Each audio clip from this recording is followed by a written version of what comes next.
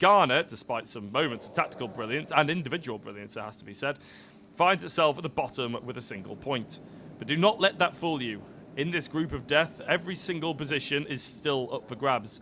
A victory for South Africa tonight would secure their passage into the quarterfinals and, crucially, book their direct ticket to the 2026 FIFA Under-17s World Cup in Qatar.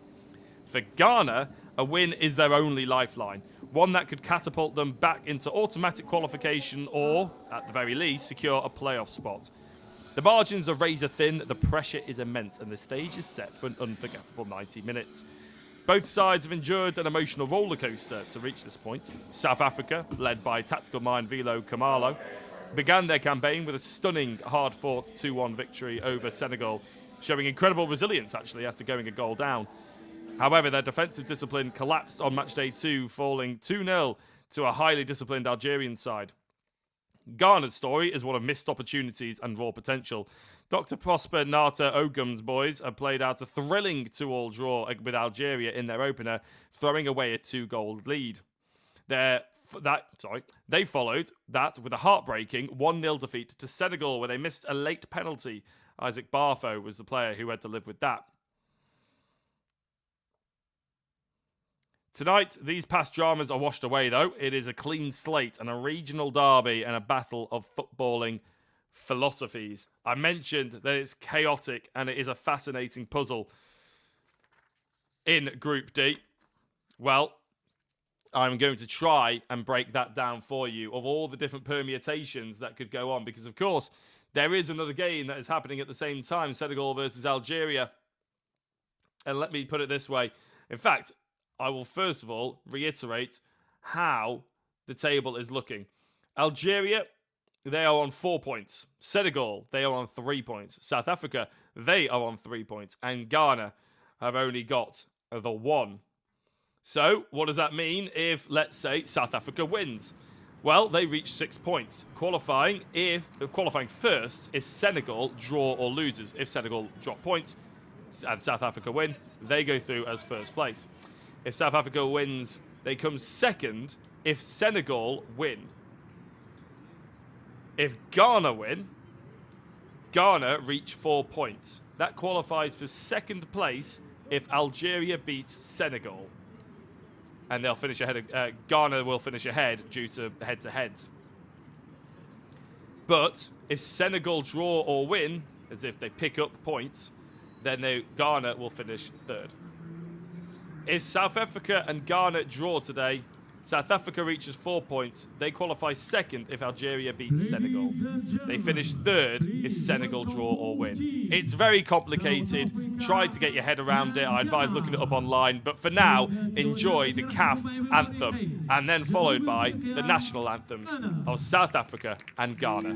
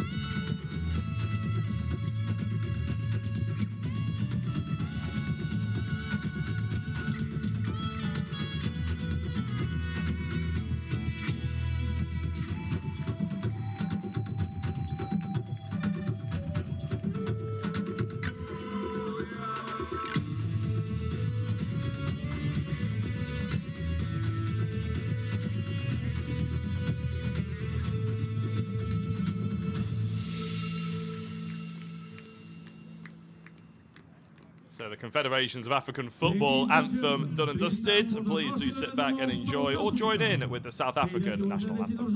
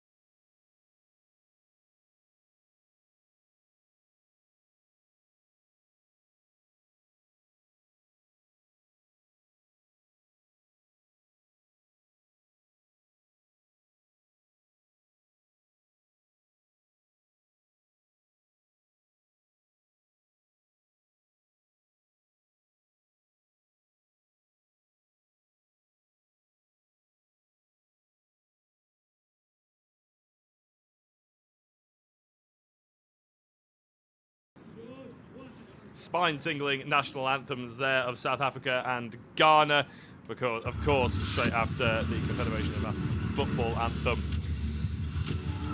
The referees today, well, the one in the that has the hardest job of all, Mohamed Wafa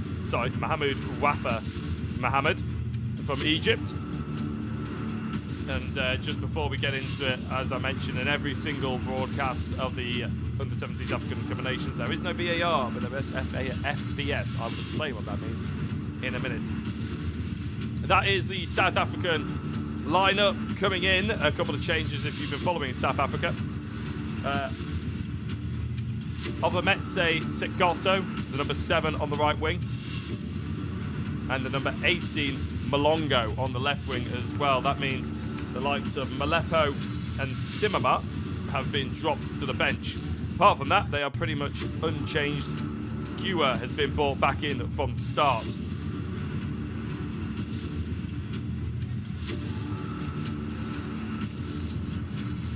And for Ghana, who you can see taking the photos now, there has been a lot more change over the course of this particular match day, and going into the final, potentially final game of their African Cup of Nations. Coming in, the most notable one, I would say, for Ghana, is there's been a change for the goalkeeper, which is not a position that you would normally see changed throughout the scope of a tournament. But John Annan has been brought in to play in goal ahead of Kese, who has been dropped after starting the first two. And I haven't been told he's injured or he's ineligible to play in any way, so it looks like just a straight swap. There is Annan in goal. The back line has been changed around somewhat. Barfo has been moved from midfield. I've seen him play right back, and now he's been moved into centre back by the looks of it, with Osman Puti and Denyena off to the left hand side. Inyantaki, Awuli and Gyamfi operate in the midfield. Now that is interesting because Gyamfi has been operating as a left winger for a large portion of this tournament from what I've been covering. Anyway, he did score a 40-yard chip, which is well on its way, in my opinion, to winning goal of the tournament within about 10 minutes of the first match day. And either side on the wings, Abdul Latif and Nabi have come in starting their first game here on match day 3, with Gavi operating down.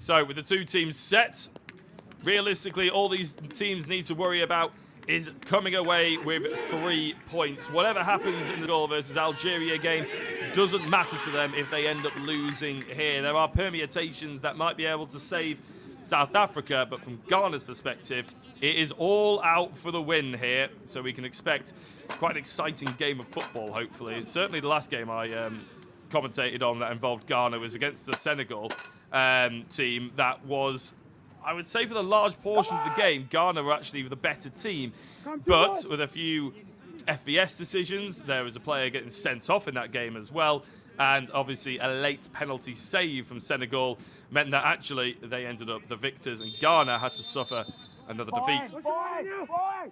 Group D is about to finish then for match day 3.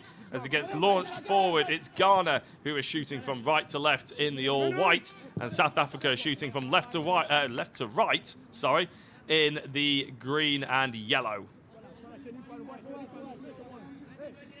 And instantly, like we've been seeing quite a lot of this tournament, actually, Ghana just kicking it basically straight out of play to try and pin South Africa back to the back line. There's been such a good amount of high press. Oh, that's a very wild and ambitious shot to start with. Maybe trying to keep the catch the keeper cold from Ghana. I wouldn't be surprised if it was Gyamfi. Yeah, I think it was. I've just seen the number 8. Yep, Gyamfi trying to equal his heroics from the first match day. Trying to be even quicker. He wasn't happy with doing it within 10 minutes on match day 1. He wants to do it within 1 minute here.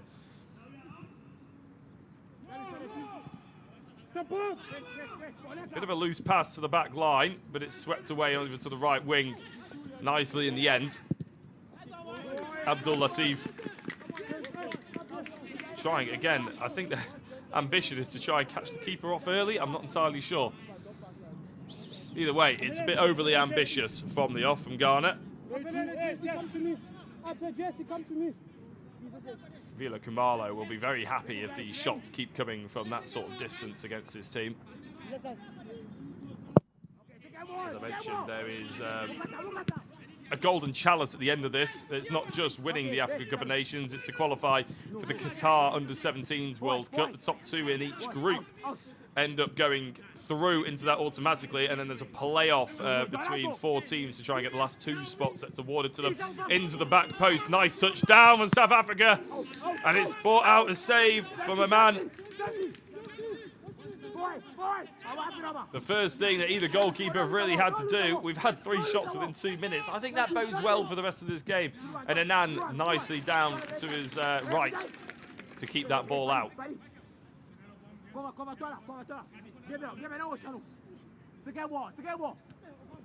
Just goes to show that both of these teams, I think, have quite a bit of guts about them. It's a nice ball in over on from the right-hand side from Gotho. Dr. Prosper Noath looking on. I wonder how much of his team talk involves shooting from 40 yards. We'll have to wait and see. I think it was Malongo, wasn't it, who ended up with that shot. It was a nice takedown, actually. He didn't snatch at it. Got his body really well turned, foot over the ball, or knee over the ball, I should say. He really did hit it well. The problem is the angle was always sort of against him. Nabi being outpaced by O'Malley.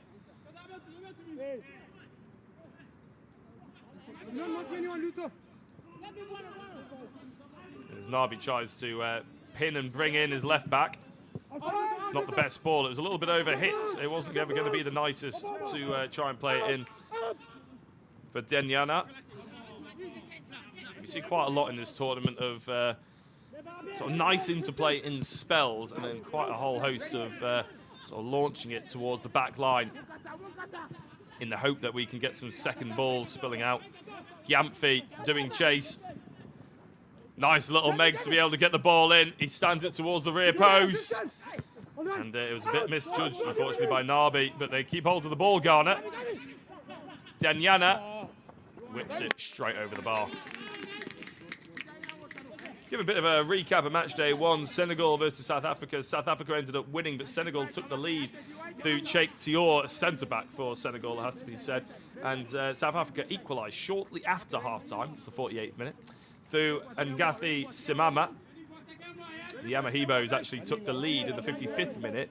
It was a cross that ended up in a Cheikh Tior own goal. So Cheikh Tior actually ended up with 2 goals in that game, one of which he'll be proud of and one of which he'll be ruining.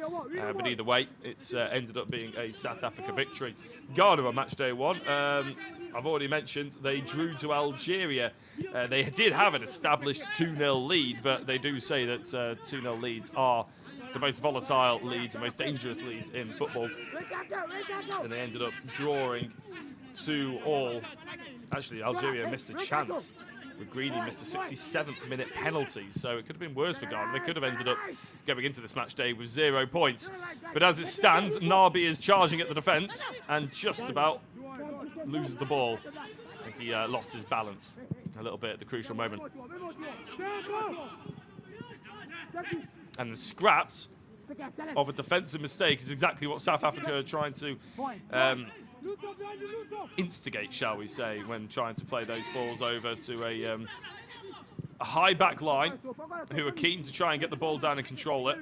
Lovely little bit of footwork there from Awuli. Plays it out right to Abdul Latif. Cuts it on his left foot. Sends the player again for a hot dog, and in the end, I think gets a corner. No, he's got the penalty. We may well see the challenge and the FVS, I should say, actually, come into play here. But a penalty to Ghana so early in the game. Might not be able to see whether there's any contact on here, but he sends him one way, then the other. We'll be able to see it better here. Now he knocks it through, Latif.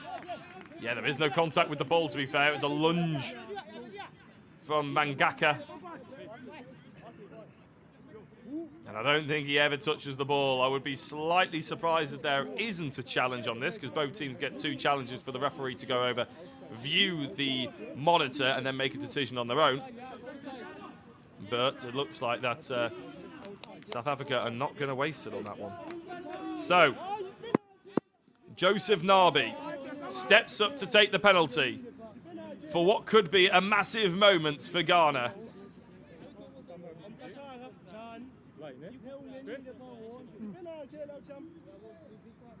6.5 minutes in. There's a lot of football to play after this. You can imagine the nerves that are resting on his shoulders right now. Ghana only on 1 point, desperately need to win. If nothing else goes their way, they need to take control and they need the 3 points themselves. Referee blows his whistle. And Nabi steps up. And it's a nice penalty into the bottom right-hand side. Radibe went the right way. He couldn't get down fast enough. It was nicely tucked away. Nabi was making sure that no keeper was getting down to it. Signals to his team as well that they need to remain focused. As I said, scoring too early sometimes can really hurt a team. Actually, he gets a hand to it, doesn't it, Radibe? Very close to it being saved. And I think he'll be actually disappointed. I think South Africa as a whole will be disappointed. The fact that he didn't get down and actually have a stronger hand to that one, because he did guess in the right direction. Although they could be gifted an opportunity straight away to get back into this name. Segotho, number 7, tries to play it back inside. They managed to just about scrape the ball back into the striker. Goes past one, goes past another, tries to ride a couple of challenges. Madondo is the number 9 central striker for today. Makes it a lot easier to figure out who's who as Segotho goes down. I don't think he was looking for a penalty. I bet he was hoping there would one would come, though. He's actually been left on the ground. He might have stretched something out a little bit here. Referee hasn't found a reason to stop it just yet.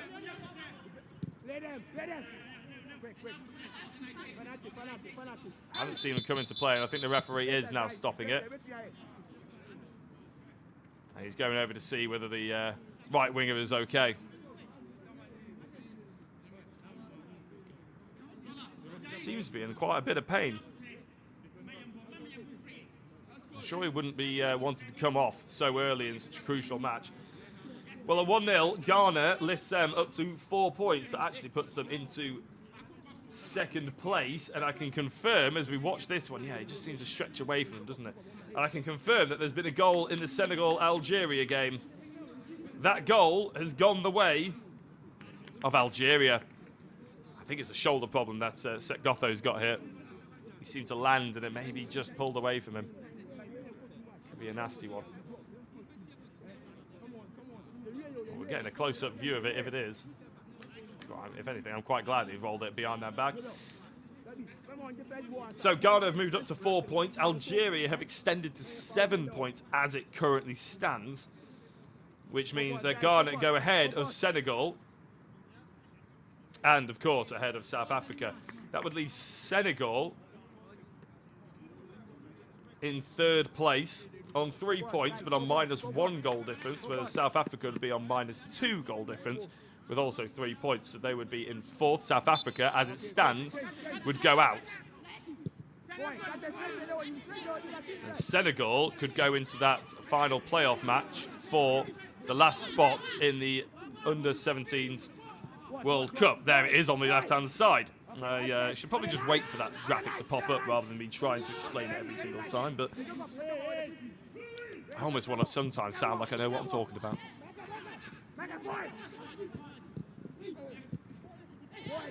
Lots of space out here on the left, but again, the pass is a bit loose. Gamfi tries to charge it down, forces South Africa to clear the ball up the field.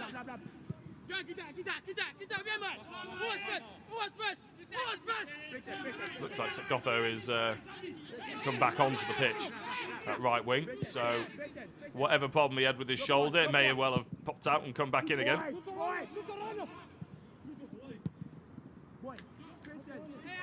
But regardless, it doesn't seem to be bothering him too much as long as he doesn't fall on it. That'll be the issue he may well end up having over the course of this rest of this game.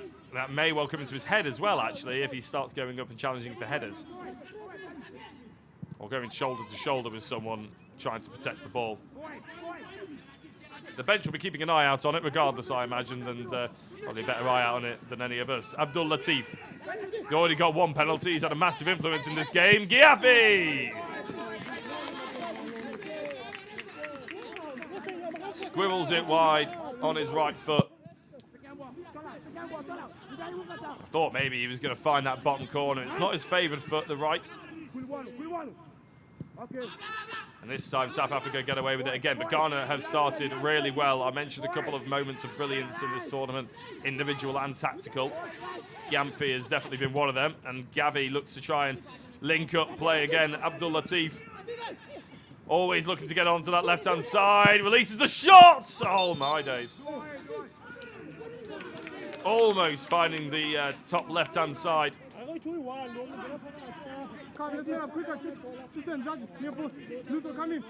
And as he cuts in, he's so dangerous. Goalkeeper Rabede was left stranded and ends up being actually deflected potentially. Well, I assume it has been because it's a corner kick. Now, Ghana like this sort of tactic of leaving South Africa guessing. Senegal counteracted it by zonal marking, whereas it looks like South Africa going player for player. Getting a bit too close for comfort on some of the players. When the referee wandered over there, I actually thought he was more threatening than anything than the other players were doing. Making sure he lays out the law.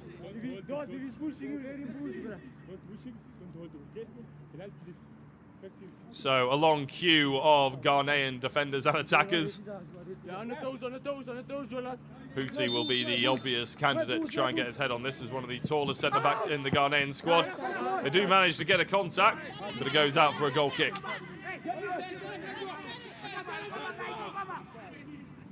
It's Deniana, actually, the left-back, who managed to get his head on it.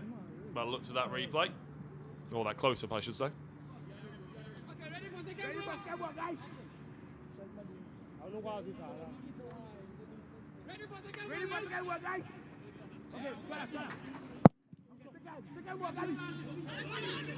So South Africa get us restarted. Deniana actually misses the ball a couple of times and almost nibbles at the ankles of the South African players. Try and almost giving away a free kick in a dangerous position.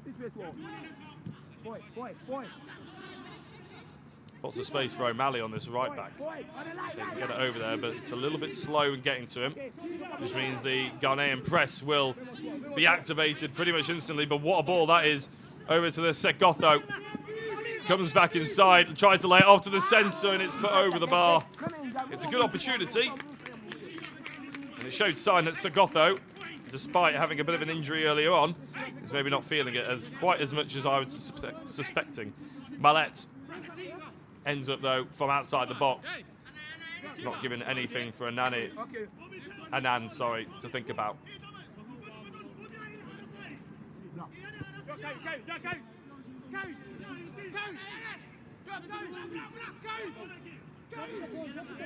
Annan brings the ball out quite a long way. As I said, it's at the top of the show. It is quite surprising that we've seen a change in goal. Solomon Kwame Kese was the goalkeeper for the first two games. And normally I get told whether a keeper or anybody has actually been injured or whether they've been suspended, but there is nothing to say that there's a problem with any of them today. Issa Abdul Rafiu, who is not eligible to play. He picked up too many yellow cards and therefore is suspended for this game, hence the reason why Barfo has had to move into the centre-back. Well, one of the reasons that Barfo has been moved into centre-back, and that Deniana has been brought onto left-back, because, of course, for any of you who doesn't know, Rafiu is a left-back. Here is Deniana. Tries to find Gavi with the ball over the top, stretching the defence, and Gavi actually does manage to get there. Almost good hold-up play for the striker. He chased it down well.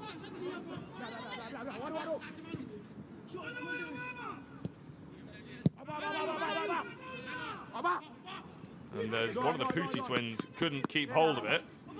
I haven't actually been told why the other Puti isn't involved with today. What a turn, what a touch. Almost Madondo. I think he tried to control it rather than actually going with the turn finish.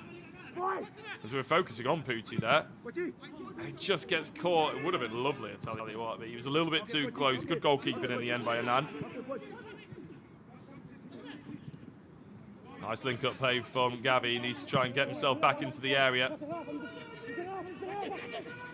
Abdul Latif again looking for that left foot, Gyamfi wiggles his way through, and I think it was a touch of the ball in the end. Initially, I thought maybe free kick, but no reaction from any of the Ghana players. Senegal have equalised. That is why the bottom left-hand side, bottom left-hand third, I should probably say. That's if I can put my teeth back in. That table popping up once more. Means that Senegal have equalised. Algeria back to 5 points.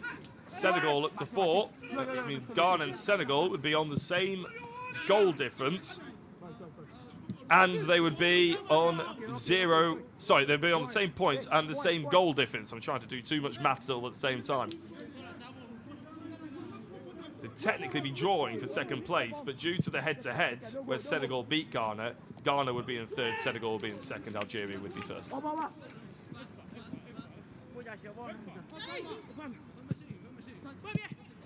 Nice little layoff there. South Africa playing some nice football. Mallet was the one who tried to give the shot in the end, but it wasn't clean enough.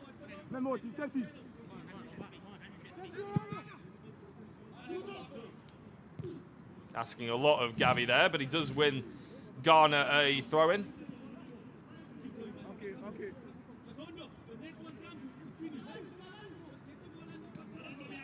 As we go through the rest of this game, it will get even more complicated, I'm sure, and the stakes will grow even more onto the shoulders of these players.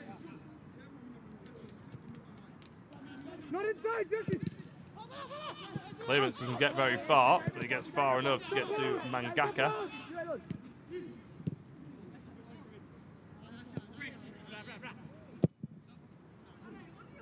And the ball being sent well out of play by Anand. Not helping his team hold on to this lead that they so desperately want to keep.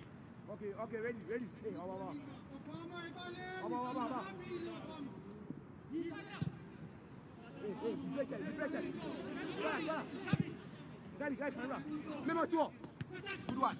Segotto trying to beat Denyanat there, as he has done on a couple of occasions to the ball. And there's actually been a lot of positive play down this right-hand side for South Africa. One, I would say, clear-cut chance with Madondo, unfortunately almost falling over the ball. But as I say that about the right-hand side, Malongo tries to prove me wrong from the left, lifts the ball in. It's not a terrible ball. It was a little bit too floated, and Ghana mop it up relatively easily. But South Africa try and recycle it and keep hold. Not many options for O'Malley there. No. And the ball gets cleared out by Ghana. Say that whoever finishes in... Actually, I won't go down the line of who could play who until we get into potentially the last 15 minutes, because it could all change so quickly. But as this is Group D, it's the final group to be settled. Everywhere else, Group A, B and C have all been settled. Who's first, second and third. And who has, of course, gone out of the tournament. Gyamfi with a lovely pick out of the air there. And a brilliant ball into the middle as well. Woolley not able to keep hold of it, but they do end up getting the throw-in.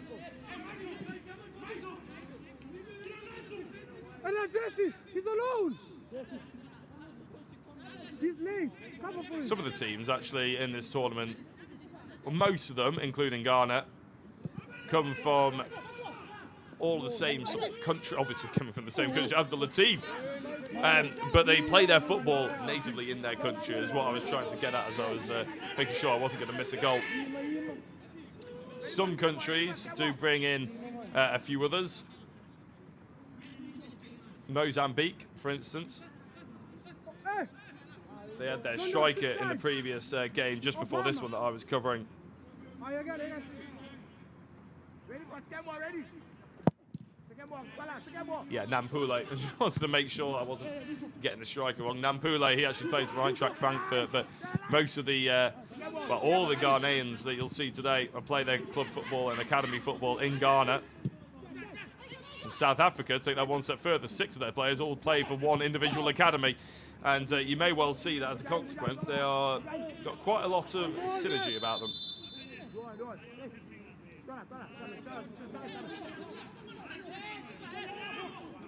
Really does help when you be brought up together and you can end up coming to one of these tournaments or having that shared experience, knowing who the leaders are, knowing the dynamics. They translate from their academies, although it can probably create a bit of tension from the players that aren't necessarily in those academies as the ball gets sprayed out of play.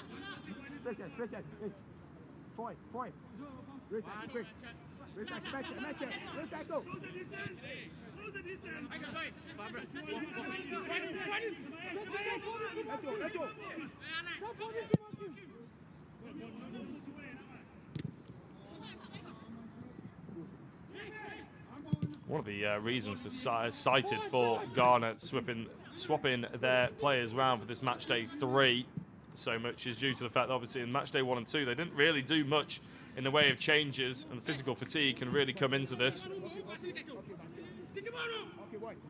Match day 2 was only on Wednesday. Sorry, this is Wednesday today. Match day 2 was only on Sunday, I should say, for Ghana. And although that sounds like 2 or 3 days, there will be a training session in between as well. I know they're young and they're fit. Physically, they're in the best condition they can be, I imagine. To play 90 minutes at full pace, pressing as high as they do, requires an awful lot of physical output. Lovely step inside from Latif, who's started this game brilliantly, it has to be said. And South Africa not doing themselves justice in the back line there. Gavi firing it from the edge of the area. Oh, this is a cry of pain from Segotho, clutching his left shoulder again. That's what he had the problem with earlier on. I said, I wonder whether that'll affect him as he goes up for challenges in the air. And that cry of pain doesn't sound like he's going to be able to carry on, to be honest. May well have popped out instantly. Don't want to speculate, but the way they're holding it and the way they're playing it around, if you're a bit squeamish, I wouldn't look.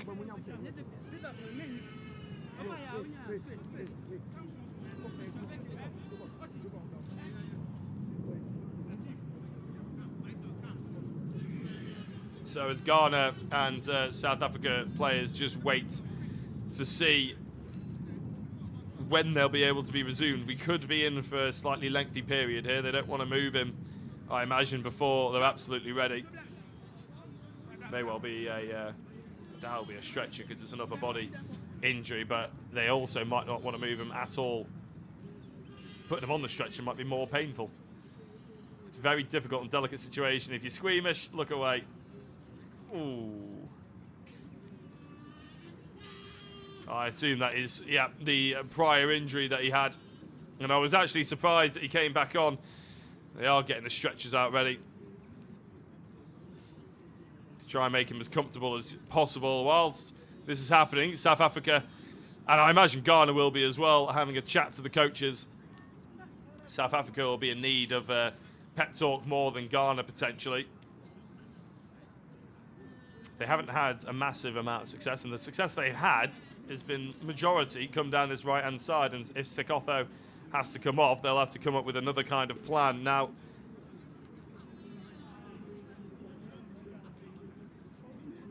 Segotho was brought in. I'm just having a look at my notes from previous games. Yeah, Segotho was actually brought in for this game. He wasn't a starter in the previous couple, so they do have options. Mfo Shane Malepo has started both of the previous games. More of a midfielder than a attacker, but I'm sure he can be dropped into that position. And then Gathi Simama who scored a couple of goals actually for South Africa, could also be brought on. And it is Samamat who is going to be substituted on here. That's slightly unsurprising.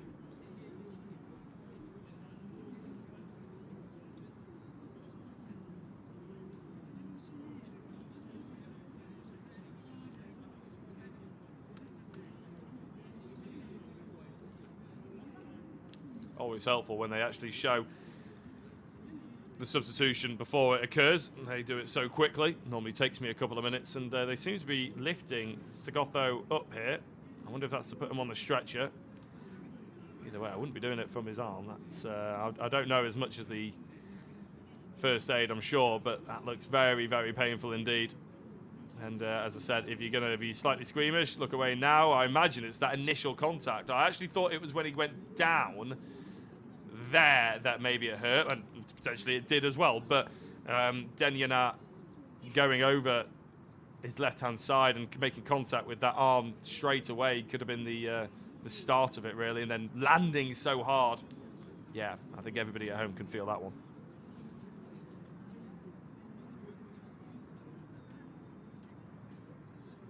Both of these teams ended up, South Africa ended up qualifying through the Kosovo champions. They ended up winning the gold medal. If you're wondering what Kosovo means, then it's the Council of Southern Africa Football Association. They ended up taking the gold and therefore qualifying to the under-17s AFCON. They actually did it, played 5, won 5. Completely perfect record. They scored 22 goals on their way to this tournament. They only conceded 3. 7 of those goals, nearly a third of the entire ones they scored, actually came against Comoros in the semi-final.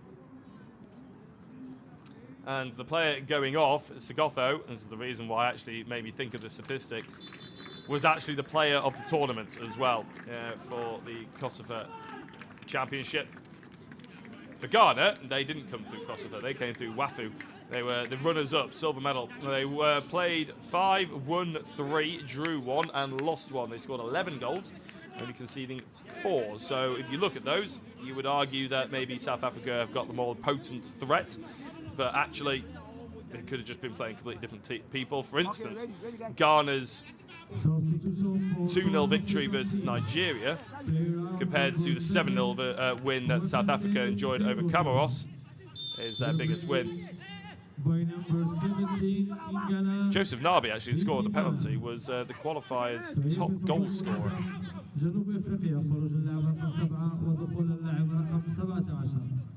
So with the confirmation of the change, we're going to have an awful lot of time added on to the end of these 45 minutes, I imagine.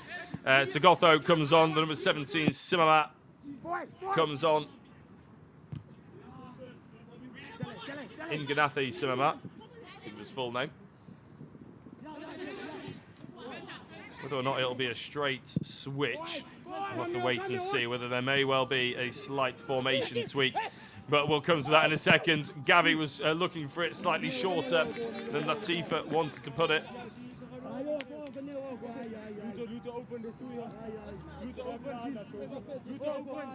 Can't quite see if Samamat has been put onto this right wing. No, it actually looks like Madondo's stepping over there.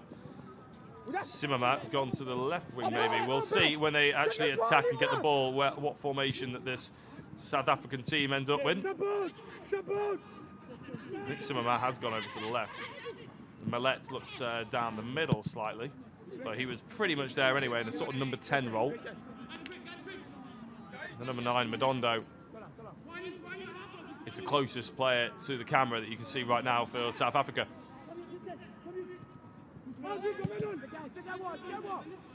Yeah, Samamat looks like he's dropped into midfield, actually. Group D, it's exactly how it was. So Ghana still winning this game and 4 points to their names. But currently in 3rd place. Gives them a hope. It's as much as they can do to get into the World Cup under-17s in Qatar. They'll have to do it through a playoff if it stays like this, but it's better than not being in it at all. Giwa trying to turn away. He did it once quite nicely, but Gavi is now spread it out to Latif. Abdul Latif, guess which foot he wants to go on. He does manage to get there as well. Couldn't lift the ball in quick enough. His insistence to go on his left foot may well end up being his downfall over the course of this game, but he seems at the moment quite capable of doing it. And that stoppage has really put a bit of a dampener on the flow of this game, unfortunately. We do hope that Segotto ends up being okay. As dribbling it, he's deemed to have kept it in play. No, there we go. I did think that that was very much out of play. Nabi couldn't work his magic and trapping the ball down instantly.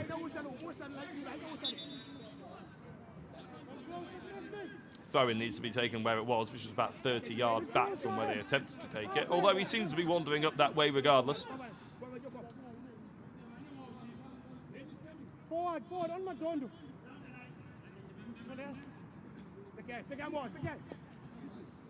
It's always interesting when you look at these teams in tournaments like this, and under 17s and under 19s and what else, that you look at the head-to-head between the two countries, but realistically, a lot of the head-to-heads don't really matter because, of course, they're age categories, and the last encounter, most significant recent official match between these two sides at this age level was a competitive friendly tournament, but it was in 2023, which means, being 3 years ago, all of the players that will have played in it are now too old to be in this team.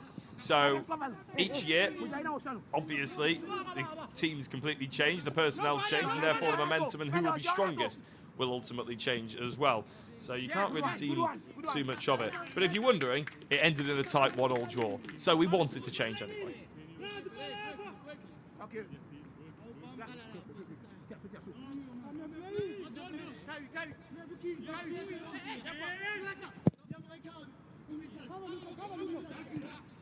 Gavi flicks it on to no one, and that will just run through to the goalkeeper.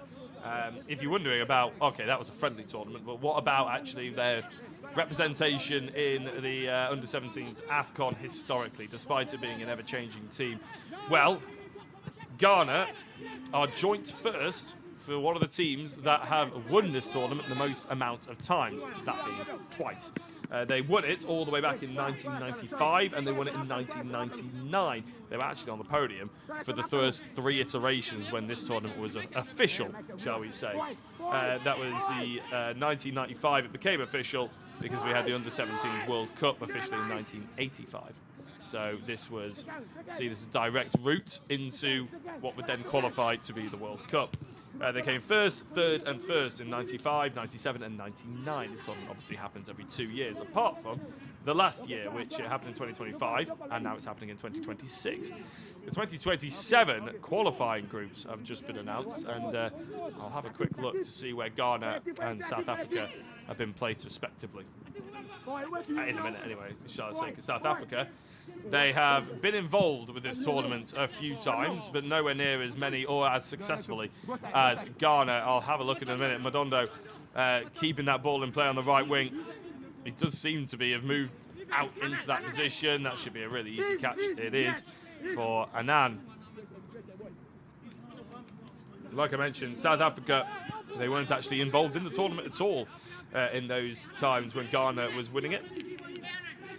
In fact, their first inclusion in the tournament was in 2005, where they placed in 4th.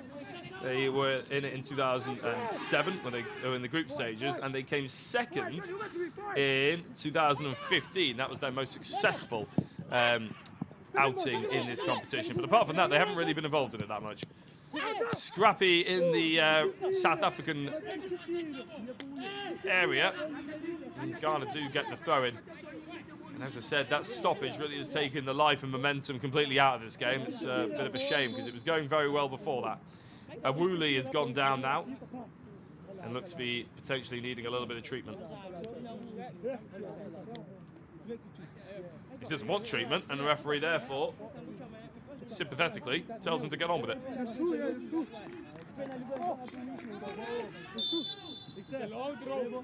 It's a bit of a coming together, a bit of a clash, maybe a dead leg. He does get straight back up and try to play the ball, so I can semi-understand what the referee is getting at there.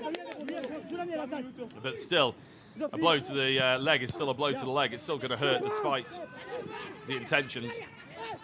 Garner with an overload here. Gavi in the centre, but it's good defending in the end.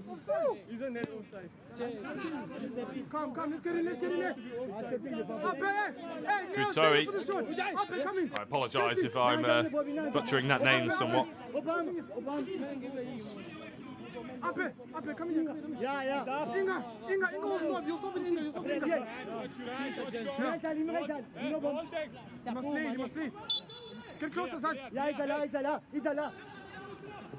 So the corner kick for Ghana. It's flicked on by Gavi to the back post. Lurking in the back was Nabi, trying to hope for his second goal of the game. It would have come almost as easily to him as the penalty. Probably easier, actually. It would have been a tap-in from about 2 yards out.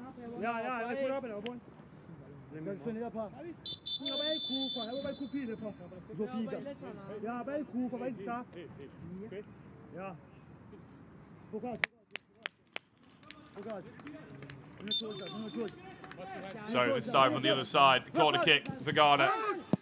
Not as delicious a delivery, shall we say, but it is launched back in. Keeper may well have something to think about as Woolley was putting him under pressure. Keeper spreads it out really quickly, and that could be a bit dangerous for the keeper, who ends up not wanting to claim it with his hands and just absolutely boots it back upfield. Gyamfi takes control of it.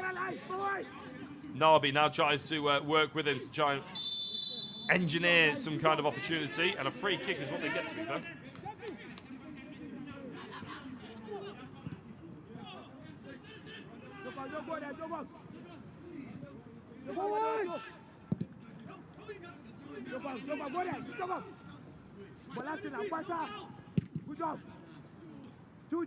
A little bit end to end here in this last couple of minutes, and not in a particularly good way, but that's Abdul Latif running onto this one. He tries to square it. There's a shout for a handball. He really did try and keep the hands down, but the referee has given the penalty kick.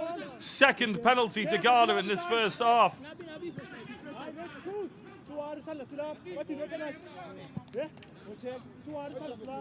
I think it's Katoye. Oh, it is. And that hand is a little bit slightly unnatural, shall we say. He could have held it to the front of him. I imagine there will be an appeal here as well. The appeal is probably more likely here than it is for the first penalty.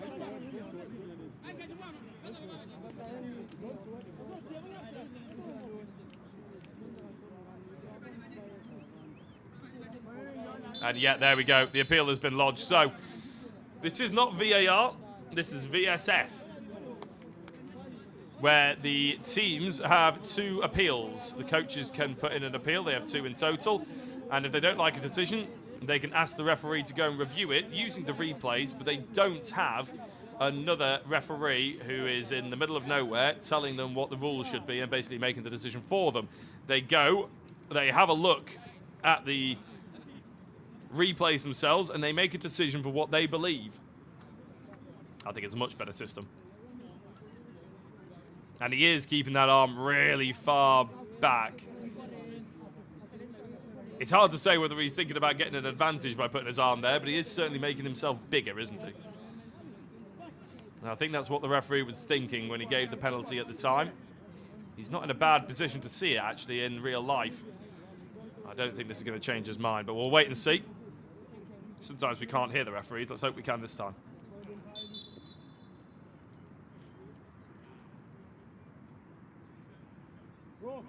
Not a chance at hearing him, but hopefully you can lip read at home. And he's, by the looks of it, given the penalty. So South Africa could find themselves 2-0 down from 2 penalties. Now, is Nabi going to take them? He was the top goal scorer in the qualifying stages for them to get to this tournament.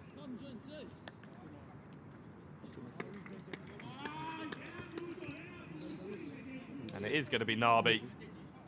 He went to the bottom right from his perspective in the first shot. Videbe almost saved it. The mind games are now whether he goes in the same direction or whether he changes it. It's up to Videbe to try and figure that one out by looking deep into his eyes, I imagine. was a good penalty, the first one as well. Even though he went the right way, he wasn't stopping it. So for 2-0, and for Ghana to solidify before half-time, a good lead and a good penalty to do it.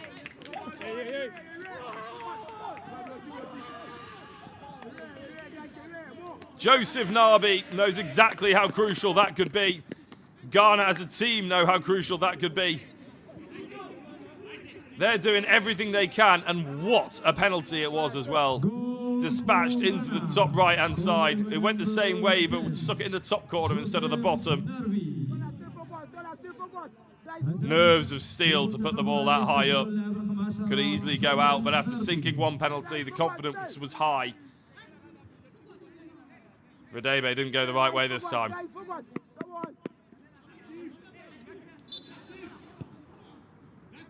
Ready. So, at 2-0, we carry on. I imagine there's going to be at least 5 to 6 minutes of added time at the end of this first half, which gives South Africa a little bit of hope. But since Zagotho went off, it's been a little bit lackluster from South Africa. They haven't really offered anything in terms of big chances going forward. Or their best attack before he went off was actually coming through the number 7. But they have an opportunity here to apply pretty much instantly off a corner. The ball goes in and it's flicked towards the back post. It's off the crossbar. Very close indeed.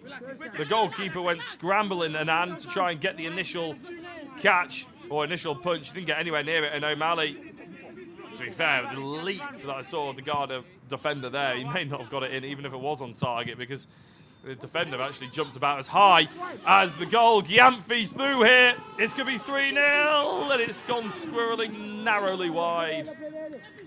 I have absolutely no idea how Radebe was that far off his line to start with, but a really good flick by Gavi.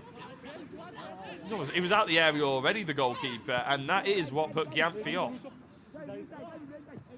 Again, Gyamfi on his right foot. He'd probably hoped that both of his chances that he's seen flash wide tonight would have been with his left. Senegal have taken the lead against Algeria. Still puts Ghana in 3rd place. Doesn't really have any impact, actually, at all with this game. But it does put Senegal at the top spot and Algeria in 2nd. As Latif goes past 3, 4, and then he's always trying to look for that shot, isn't he? They're sort of just passing him over now, knowing exactly what he's going to do, but none of them seem to be actually keen on stopping him, getting a foot in there, getting beaten. He's already coaxed one penalty out of them, to be fair. Gyamfi trying to interrupt the play, and Gavi's now got it at his feet. Nabi on his left. Awuli looking to dance. Abdul Latif, he's getting doubled up on at this point.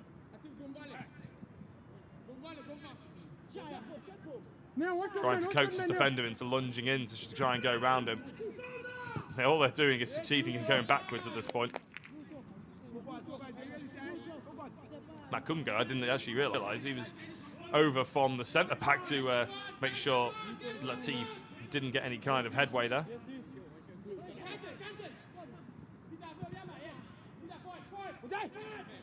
So Ghana to whip the ball in early here in an attempt to find Gavi. There were 3 of them, to be fair, in the area. Nice little turn. We haven't seen much of Nyan Takyi in the heart of the midfield for Ghana. Lovely ball to Awuli. We've seen plenty of him. Nice little step over, but lost the balance in the end. 5 minutes of added time. I'll be honest, I'm amazed it's not more. I was expecting about 7. But the referee and the 4th official have deemed that 5 is appropriate amount. So that's all South Africa are going to have to live with. They'll be absolutely desperate to try and get a goal. That's not the way to do it, though. My days. They're to have anything to smile about going into this second half. They're going to have to dig deep at this point. Madondo moving from the centre-forward position over to the right channel. It does look like they've completely changed formation, actually, looking at that.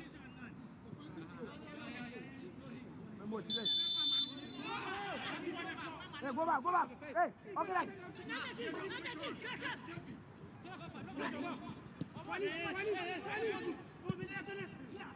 Get alive! Get alive! Get alive! Lots of space for Nabi to run into. Score of 2 goals. Gyamfi, instigator of nearly everything, and Gavi very close to making it 3 and pretty much sealing Ghana and South Africa's result here.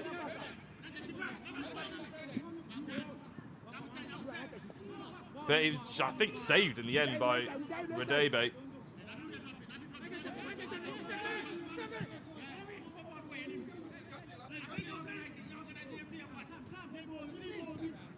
O'Malley moves it back into the centre, and we will probably get a replay of that at some point, but it was a lovely ball in by Gyamfi.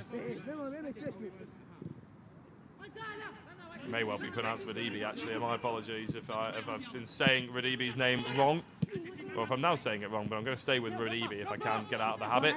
A bit of a tumble in the area, but there's no way near. It's going to be a penalty. Out to the edge of the box.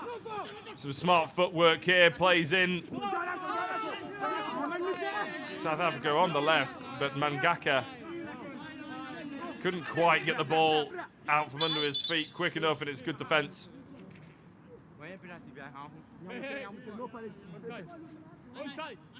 Latif showing he can do it in attack and in defence.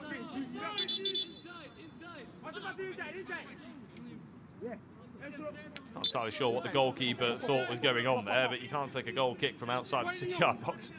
He sends his team forward, though. He doesn't want to mess around with it at the back line. He's only got 2 minutes to go until the end of this half.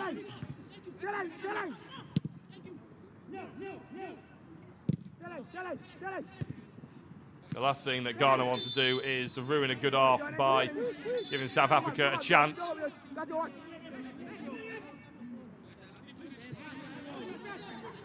They've had a little bit more bite about them, to be fair, since the second goal went in. It hasn't been vintage stuff from them, though, considering they scored 22 goals in the qualification tournament leading up to this one.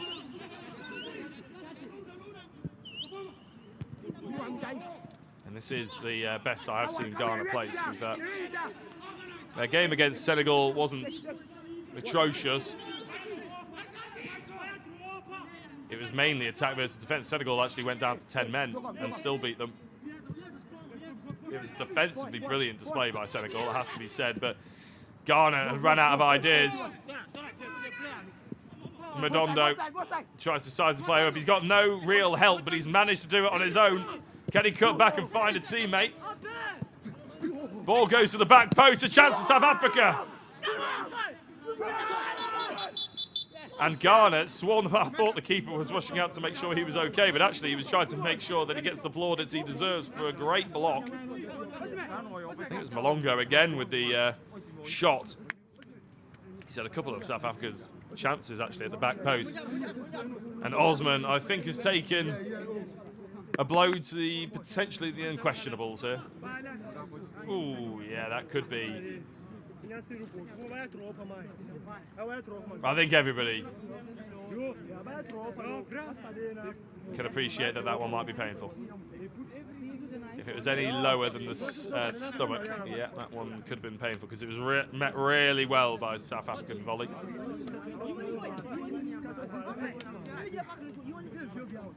I was actually so focused on where the ball hit Osman that I didn't actually look who actually took the shot, but I think it was Malonga.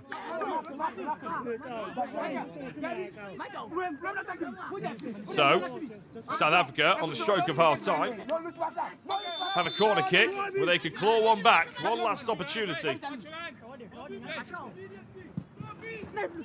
It does go in, and it was floated towards the centre-back of Kutoyi. He gave the penalty. He'd love the ball to fly into the back post here. Look at how open the South African players are. There are 3 of them queuing up at the back post. They get one more corner.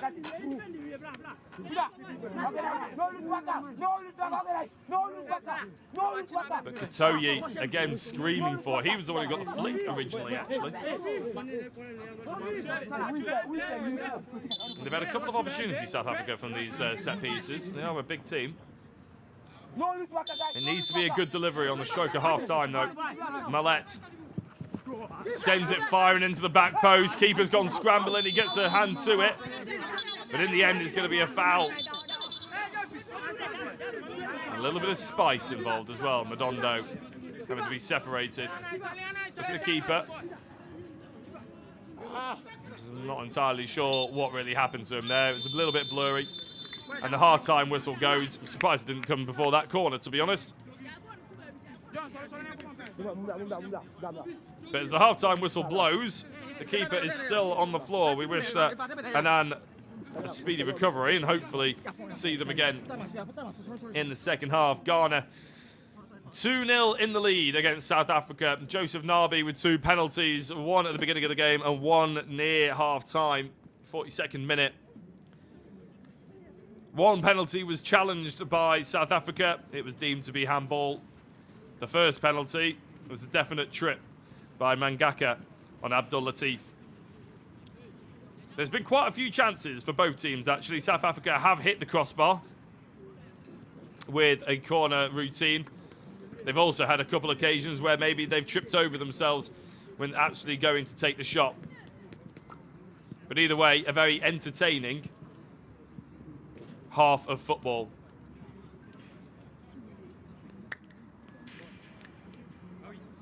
We'll be back with highlights. We'll be back with the second half.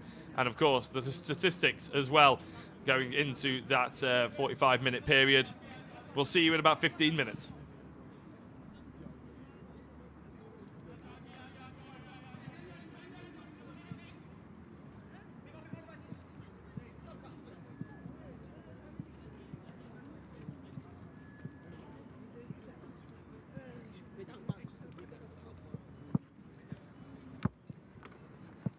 In fact, there are the stats. You can see that Ghana have been in top in pretty much every single statistic. They've had more possession, they've taken more shots, more of them have been on target, and they've had more accurate passes. They've had the same amount of corners.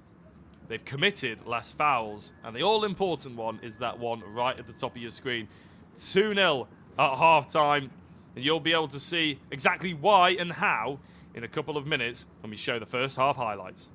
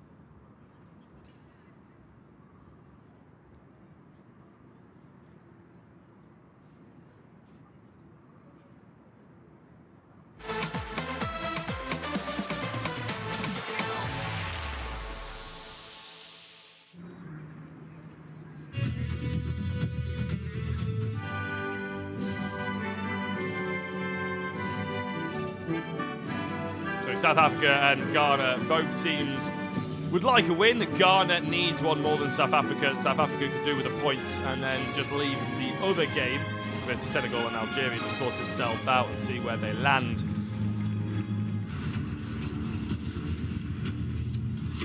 Those two on your screen, the two captains, are two important players that will be seen in this first half, and you'll see why they come to blows quite a lot, actually. Abdul Latif cutting in with his left foot constantly, although this time he went with his right, and he won the penalty for it. That was in the, what, the 8th minute, I think, of the first half. Mangaka committing the foul, and Nabi stepping up. Radibi almost getting down low, but he didn't quite have the strong enough hand to keep the ball out. He did manage to get a touch, but Nabi sends Ghana into the lead with a good, well-struck penalty, to be fair.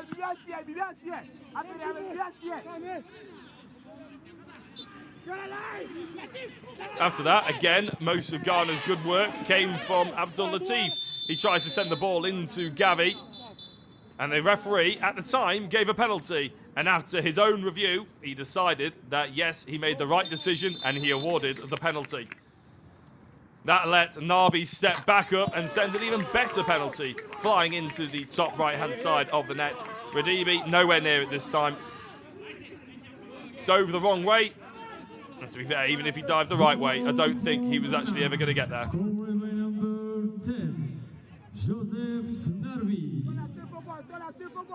So as Nabi helps himself to 2 goals, we go into half-time with Ghana 2-0 up.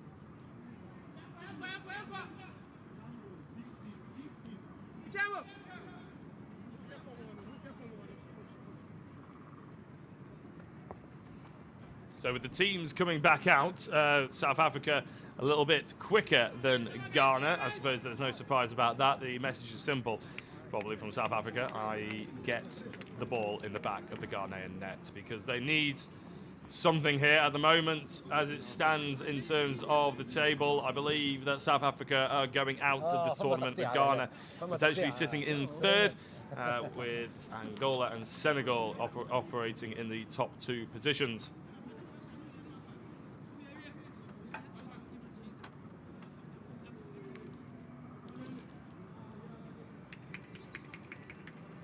Yeah, so Senegal are topping the table as it stands, with Algeria in second place, Ghana in third, and South Africa in fourth, which means Ghana will have to go through the playoffs, but that is the best they can hope for as it stands.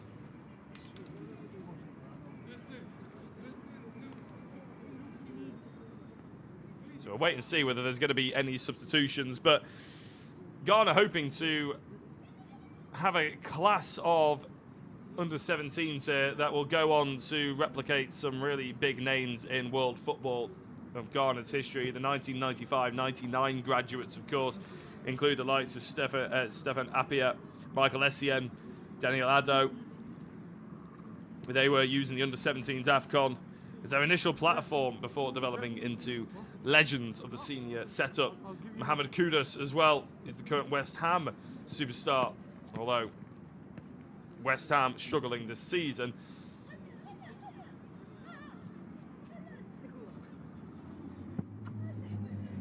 In fact, sorry, I just realised I was reading my notes, and of course he's actually moved from West Ham, isn't he? He's at Tottenham Hotspur. Well, they're struggling this season as well, to be fair. I'm sure it's nothing to do with Mohamed Kudus, but he was in the 2017 under-17 generation for Ghana.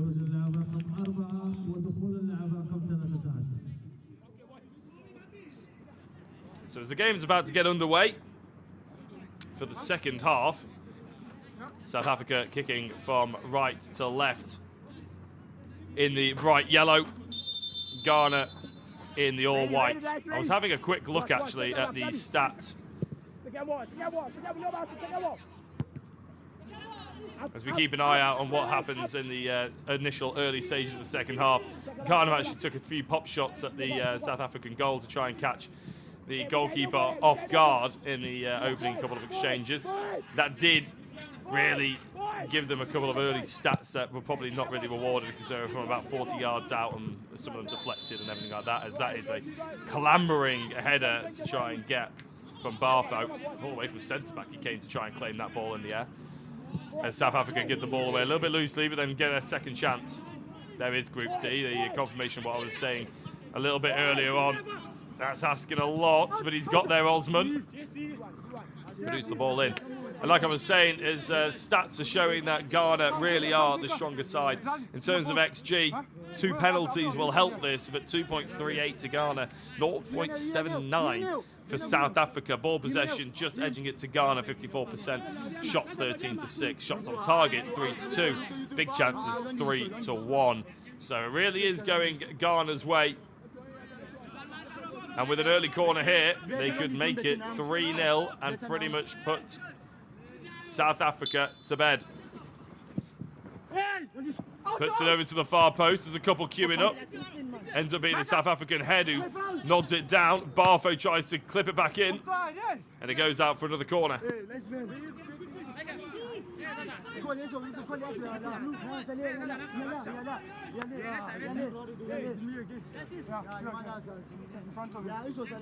Toye heads it out of play. Felt like it was better to go back behind the baseline than it was to try and nod it back into the middle of the area.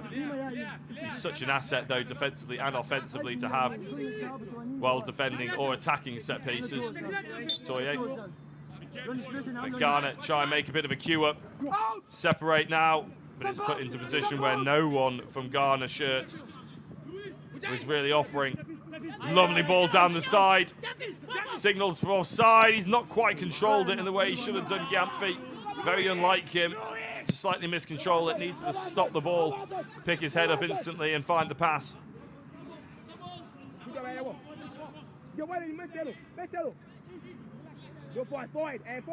Now, I don't think there's been any substitutions. Just trying to look down there to see if there's been any major changes. I've been looking online as well, and I don't believe it is. So Malongo still operates at left wing, but we didn't see much of him. I wouldn't be surprised if there's going to be a word said to, not Mangaka really. He did have something to say, but there we go. Yep, yellow card. Unsurprisingly to Katoyi. Now. Shouting in the assistant's face is never going to be the way to get on a referee's good books. Mangaka was the one who actually gave the free kick away. And Katoyi and Mangaka, to be fair, rushing over to the assistant. But Katoyi definitely doing it a little bit more aggressively, shall we say.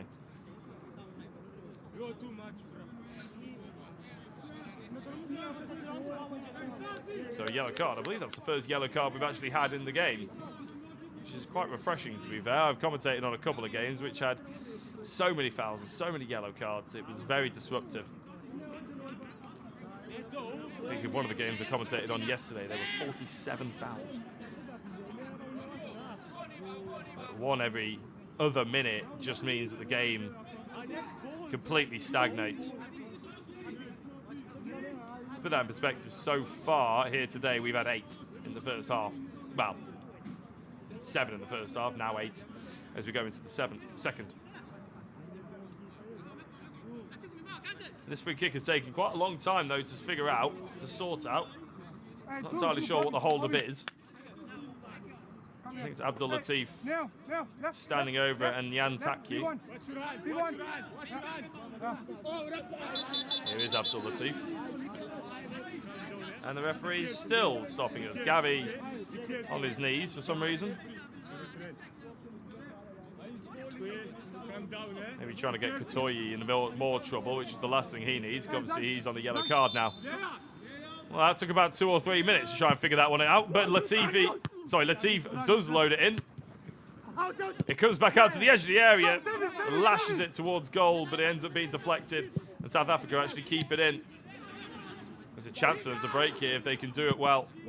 Launches it straight forward to try and stretch the back line. And offside seems to be given.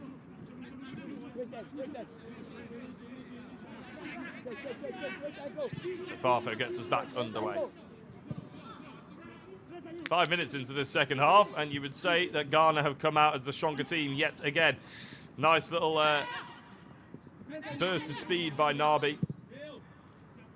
Pinged out to Latif. Goes on his left foot, as he always wants to. Steps inside 2, and launches it. That was probably the best opening that he's actually had from that kind of position. Coming in from the right. Most of the time, South Africa put about 3 or 4 bodies in the way of it, but that time there was a real opening for him to try and wrap his foot around it, but he ends up putting his laces through it, and it goes wide.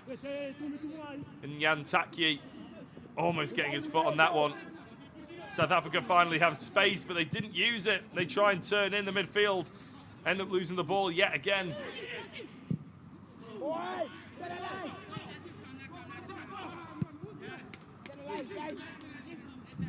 Abidi thinks it's just safer to put the ball straight out of play. There is so much space. I know it's easy to say from the cameras and the angles that we've got. There's a lot of space that the ball just quickly gets played to the other side. For both of these teams, they seem to be getting caught on it in the midfield. I know it's a trendy thing to talk about these days, but the whole scanning of a football pitch, we're potentially seeing why it's so important in elite level players. The ability to locate and then have the ability to actually find the space and do something with it.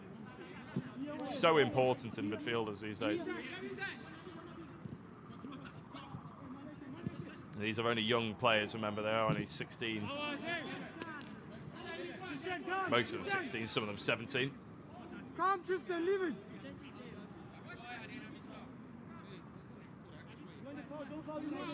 So they all still have an awful lot to learn. And they've all got the physical capabilities, the footwork, that they can really excel on the world stage. It's just whether or not a lot of them get given the opportunity, to be fair.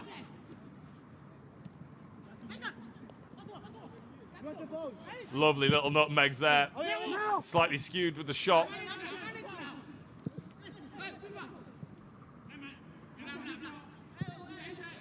But Nabi especially and Abdul Latif have shown they've got capabilities of taking on anyone in world football, I imagine.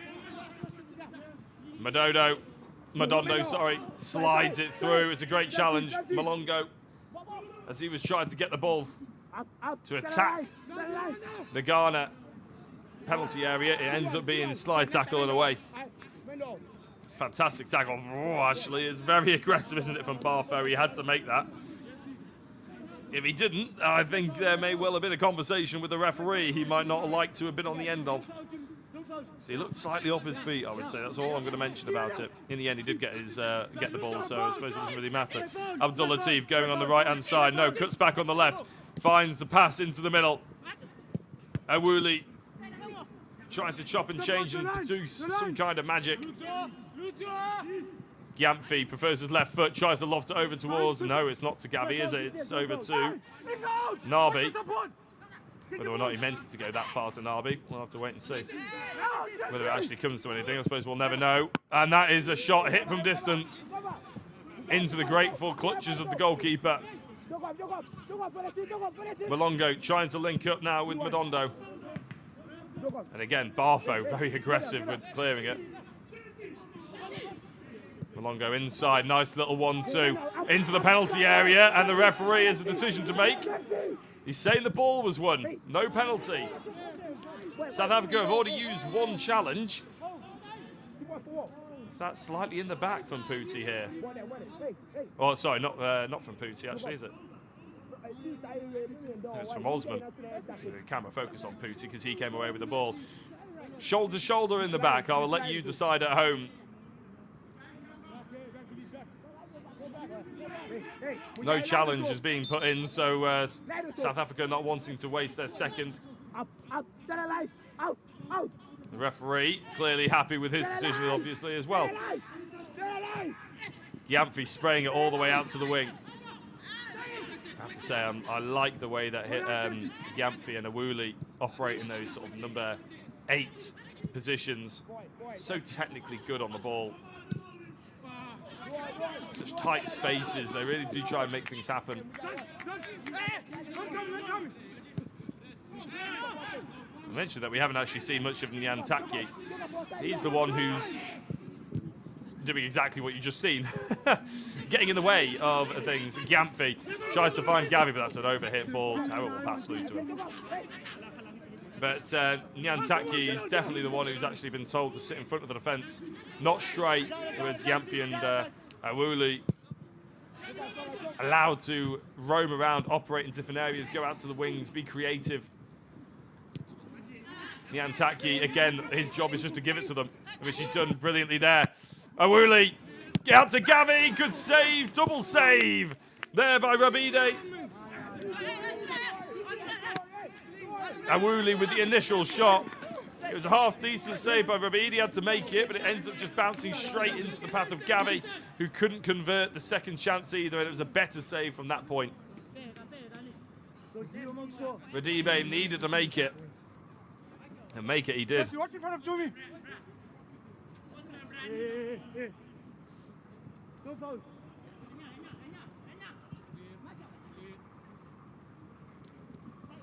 So Ghana with the best chance of this half so far.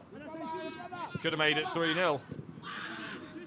Could have been done and dusted as we hear another cry. Remember that we've already had one player off injured, and Madondo gets a yellow card to his name. There is actually 2 players on the South African team that, if they do get booked, they will not be eligible for the next game if there is to be one for South Africa. That was Mangaka, who of course gave away the penalty. And the other one is Ewa, who's the number 6 operating in midfielder. We haven't really seen that much of, I'll be honest. For Ghana, there is one player in the starting lineup that cannot be booked. Otherwise, they'll miss the next game, which at the moment they are getting a next game. And that is Jacob Pooty. Esau Puti has been dropped from the starting lineup for some reason. Not entirely sure why, but we'll focus on those who are actually playing as Awuli hits the shot straight down the gullet of the goalkeeper. And miscontrolled badly there by Malongo. In this second half, haven't really seen a whiff of Simama. He came on earlier in the game, of course, for the injured Segot, though.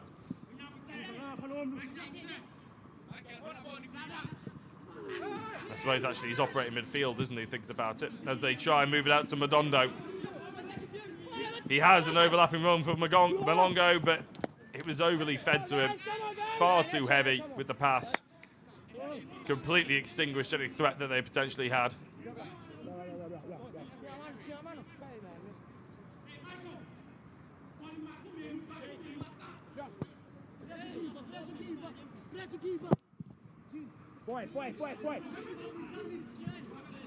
They have moved someone over to the right wing because in the first half they finished with Madondo out there, and he's definitely going through the centre now.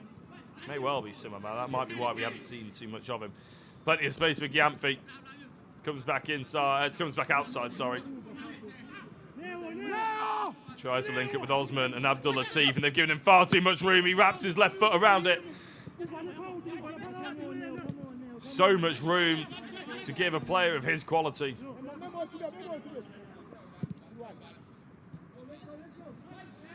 It is number 17 of Simama, who's been put over to the right wing. This is Gyamfi. He didn't quite get his foot wrapped all well. He didn't quite get it, set it far out initially to curl it back inside the post, which is what he needed to do. But tell you what, he can put some power behind it when he wants to.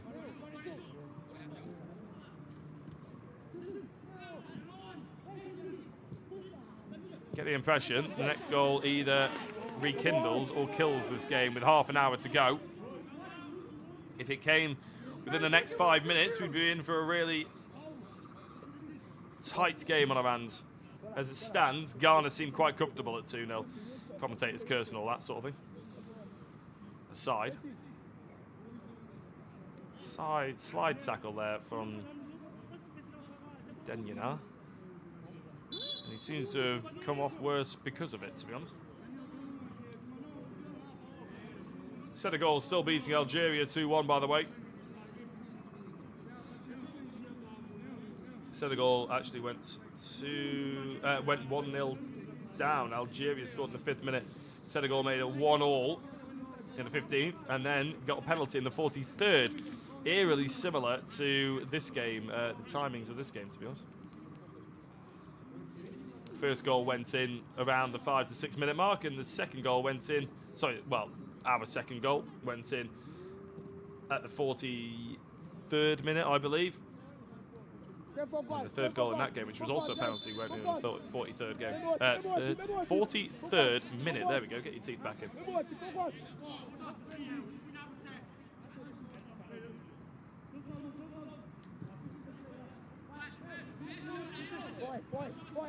Ghana trying to hound South Africa. And just as I mentioned the other game, Group D comes out with the bottom left-hand side of your screen. As it stands, Ghana are in 3rd place. The South Africa are out. As Barfo takes a tumble.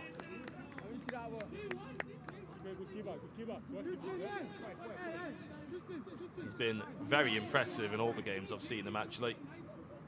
Whether he's operating in midfield, at right back, or at centre back, he's been everywhere and happy to put himself about, physically and technically. Gavi with a nice touch, tries to spread it out wide. Abdul Latif will happily receive that one-on-one with his defender. Cuts in on his left foot yet again. Goes to half, wrap it round. Finds Gyamfi, turn and shot. I think ends up actually hitting Gavi. And Awuli defended well in the end. Come on, come on. He's been kept in by Denyana. And no nonsense clearance from Katoye.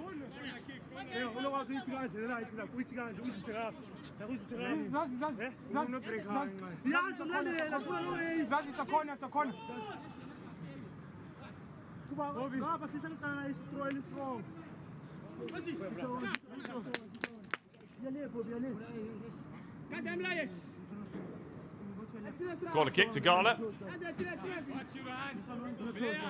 I don't know if this is a routine, this train that they do, or whether it's just the same corner routine they do for every single thing. I wonder if they have different routes to take, but either way, the ball doesn't end up going to a Ghana player.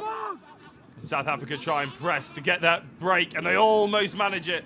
Barfo just squeezes it out into effectively just safety. That's all that he was really bothered about there, I imagine. And again, physically, he's done well to fend off two South African players. And he's found Abdul Latif, who charges into the area yet again. It opens up on his left foot. And he goes for the shot at the near post. And that's exactly where the defenders were. Oh, huge tackle coming in. The sense of speed that we just saw as Osman flew in.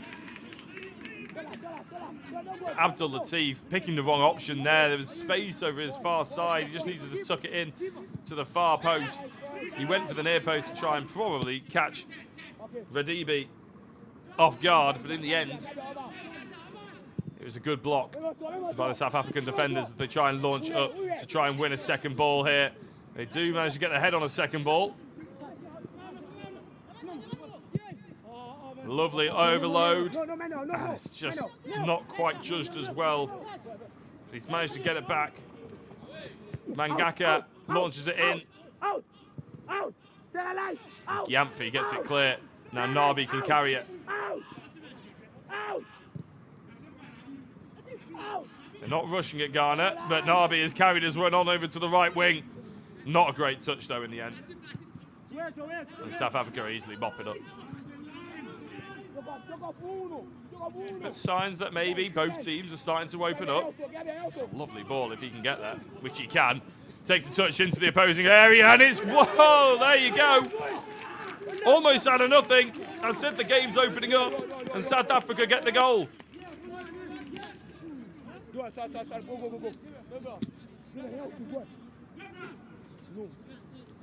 I had a double take there. It was Malongo. He's been playing left wing this entire game. Switches out to the right. Immediately gets the correct side of his defender.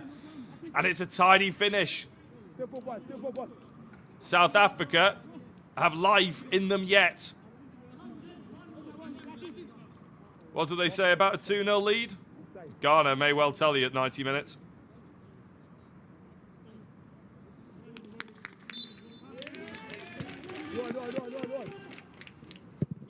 So as the two wingers have swapped over for South Africa, we didn't even notice because they've had the ball so little in those attacking areas. But Malongo sprinting in behind Denyana, now giving him something else to think about. With a nice, composed finish as well, it has to be said, over Anand, who maybe could have done a little bit better, kept himself up, kept himself slightly bigger. But we'll say it's a good finish for the time being. Simamat riding a tackle, well, getting fouled, I would say, but the referee didn't see that. It doesn't change Group D for the time being. Senegal is still beating Algeria. I just had to double check them before saying the wrong thing while I was reading something else. And South Africa is still losing to Ghana. So the overall landscape of Group D hasn't changed, but the chances of it changing have greatly increased. This isn't going to be what they want to see, though.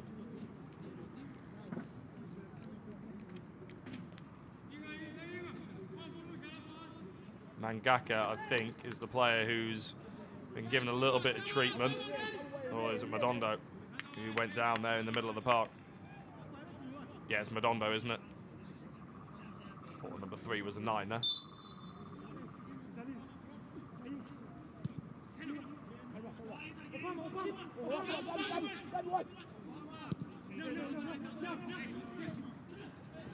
Straight out of play from Mangaka.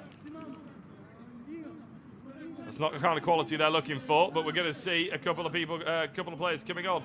One of them is Malepo, who's played the majority of this tournament. And to be honest, I was slightly surprised that we didn't see him coming on for Segotto.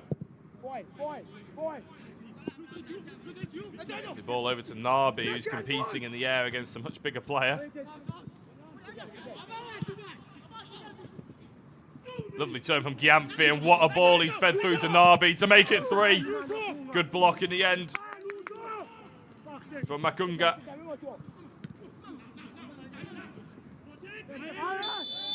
Almost both players almost catching the ball there. There's going to be a substitution.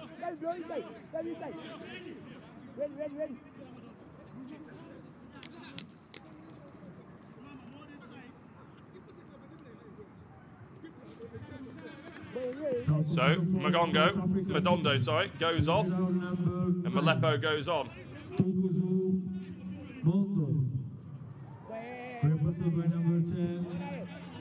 And Gua goes off, who we haven't seen that much of, to be fair.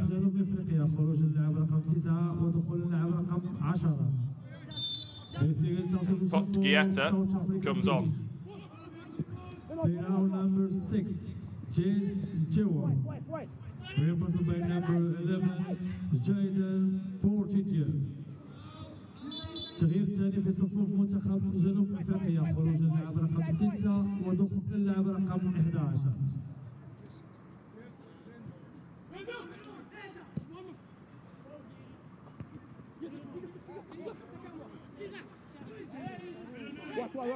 So Malepo and Potgieta, I imagine, will go towards the attacking end of the field. Malepo down as a midfielder. So is Jaden Potgieta, actually.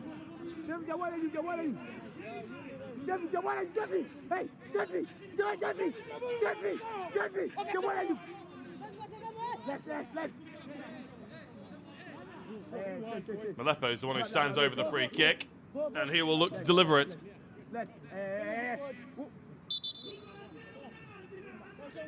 So Malepo with his left foot. It's a poor delivery. Maybe it'll be one of his first touches, but it doesn't really excuse the fact that that was an opportunity for South Africa, as Gavi now carries the ball up and tries to find Narby. Great tackle in the end, and very much needed tackle, I would say, as well. The South African defender. Come, watch your man, watch your man.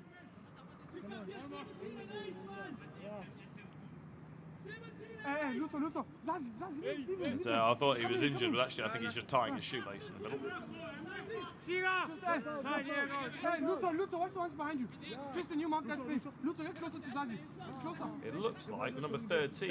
Didn't see him come on, but South Africa have got the number 13 on, which is Tumelo Moraine. I'm not sure who he came on for, so my apologies if I missed that one. Abdul Latif trying to squeeze in. We'll have a look when the ball next goes out of play. Gyamfi getting past the centre-back and squeezes it across, and almost a lovely finish. Gavi, head and hands there. He almost scored a worldie. Look at this little flick here at the near post. Oh, it's almost too quick for us to see.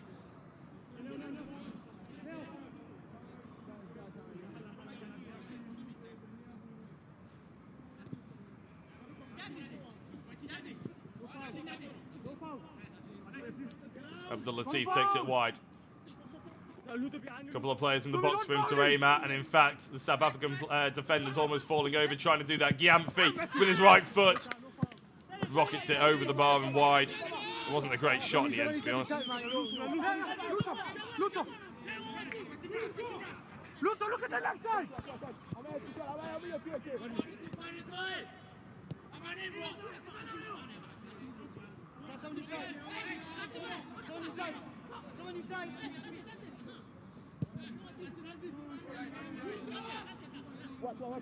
What?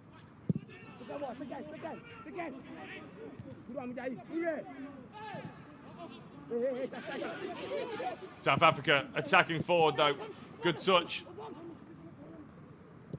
Almost squeezed out of it.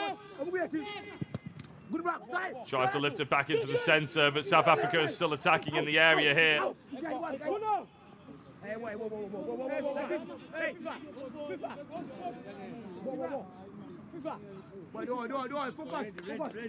think the other change, I'm still trying to figure it out, was for Mahola. number 4 for the number 13. Morane.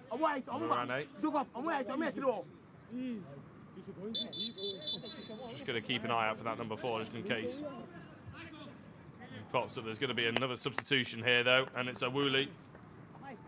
A substitution for me to get my head around. Appiah comes on.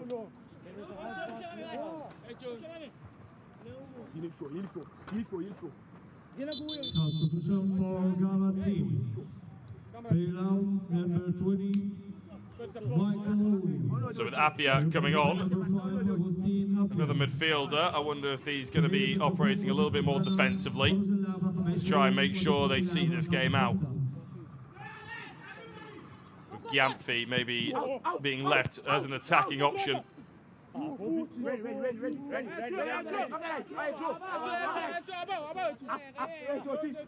Didn't go out for a corner again though, so it's going to be a throw-in. And Mali goes over to take it. Simmermouth flicks it on. Comes out to the number 10. That's of course Malepo now, who's been brought on.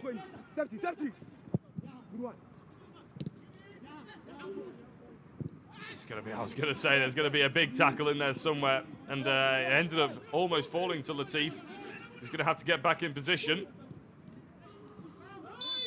And the tackles are really flying in now. Being very aggressive.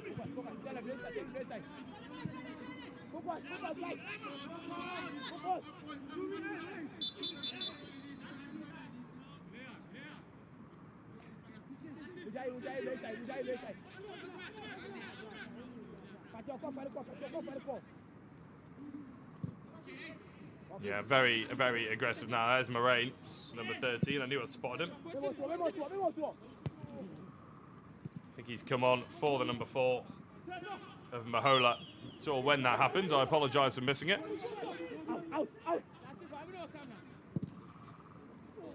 So South Africa switched the ball. They're definitely having more of a positive go at Ghana now, which may well leave them open. If Abdul Latif can find space, he tries to go alone, he runs into 3 players. He had overloads on the left-hand side. If he could have just squeezed the ball out. Not sure if they were shouting for it, but regardless, he does get a free kick off Moraine. Just comes flying into the back of him, didn't he? Which was unnecessary considering Latif was going towards 2 defenders. Yeah. One of you.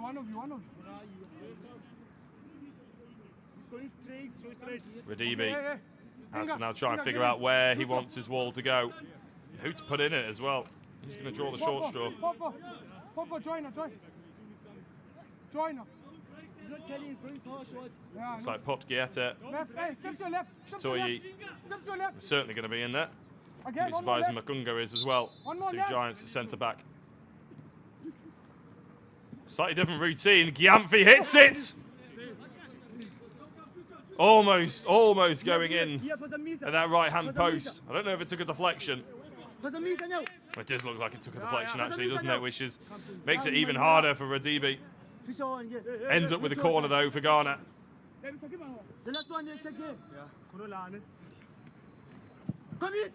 No set-piece routine this time, just putting the ball into the middle of the area as 2 heads clash.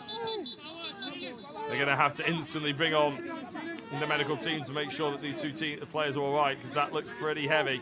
And his teammates trying to force Pot Gieta up. I would advise just leaving him on the floor. No point rushing this. I know they need a goal, but that is a nasty one.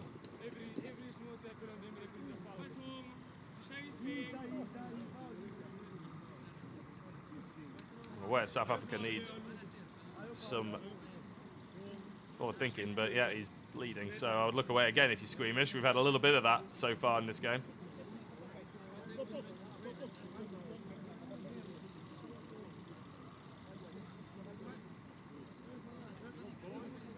So South Africa have pretty much done all they can in terms of bringing on attacking talent, or talent they think they can make a difference. The likes of Malepo, Simmermat obviously having to come on earlier. Moraine, Pot Gieta. Look at that, Malepo actually going to get the medic's bag. This could be a lengthy one, which for South Africa will mean there will be more time to try and attack after the 90 minutes, but also you would argue they were slightly in the ascendancy.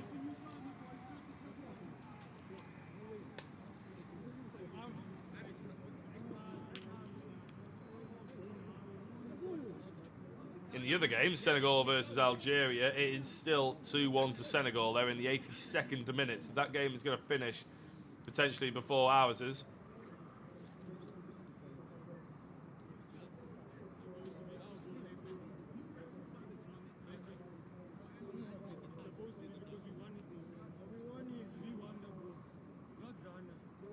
And yeah, this is going to be a slightly lengthy delay here because, of course, you can't really move any of the players whilst there is a head injury concern. For Ghana, they still have plenty of players that they can use in terms of substitutions. And they've got the coaches making sure that they're all warmed up, ready to go just in case.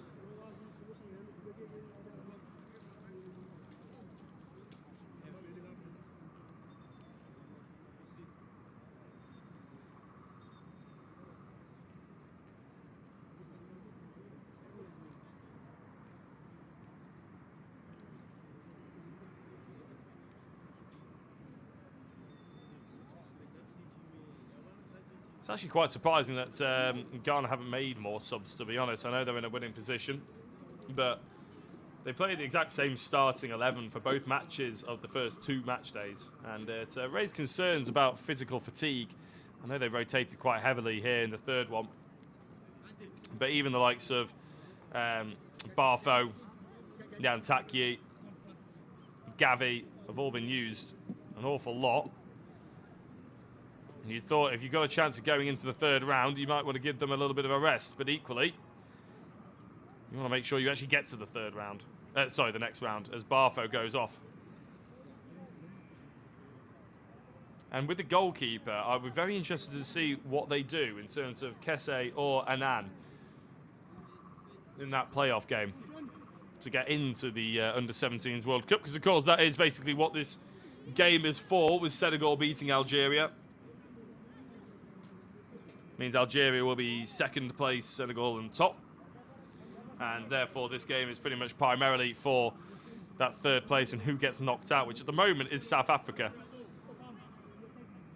These players are going to actually have to make sure that they're not actually going to cool down too much. That's the biggest danger that they've got right now. Keep themselves moving. It must be warm out there, don't get me wrong, but there's being warm and then there's your muscles cooling down. It's two completely different things. And Pot Guieta, who, as I mentioned, is one of the substitutes that came on, has been bandaged up, so is Barfo. And I really hope for these young players that they're not going to be brought back on and still have some effects of concussion. But I'm sure the medical team have done their job. They'll be ready to go again. There they both are, with their strapping. One with a lot more hair to keep under the control, I imagine. Luckily, no blood on the shirts or anything like that either, so they don't have to worry about swapping them. And we can get into the rest of this game. Yeah, no malice in that. Nice high five. Good sportsmanship. Right, Ghana get us back underway. South Africa get us back underway. I forgot which way they were shooting then. It's been so long since they started playing the rest of this game. And the players who have had to go off due to head injuries have been ushered straight back on. Barfo back into the back line. And Pot Guieta into the midfield. And they've given it away, and this could be Gyamfi to seal it for Ghana, or is it going to be a red card for stopping a goal-scoring opportunity? That's exactly what it's going to be. Katoyi desperate to make up for a mistake. A red card gifted. Is his only reward.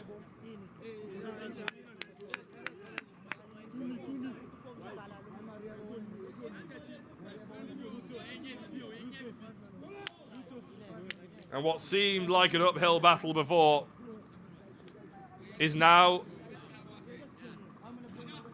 like trying to climb Kilimanjaro. Hey, Tristan, just listen to me now. Tristan, Luto, Inga. No, Tumis, get in the horn. Well, I don't think South Africa will be too pleased about having to play the last at least 15 minutes, I imagine. A player down. Are they going to come back and cover that position, or are they just going to leave the centre-back where, the defensive line as it is, close it up a little bit and leave the attackers out there? Because at the moment, there's no point having extra defenders and conceding more if you're not going to score. Barfo's stepping over this. Very close angle. Very difficult to get this up and down from where they are.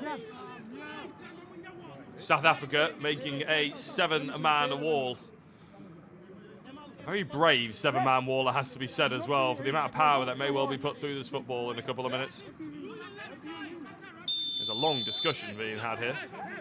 Yamphy steps back as if he looks like he's going to take it with the left foot. And the referee is making sure that it's not even the wall. You don't see that very often. Hey, Tristan!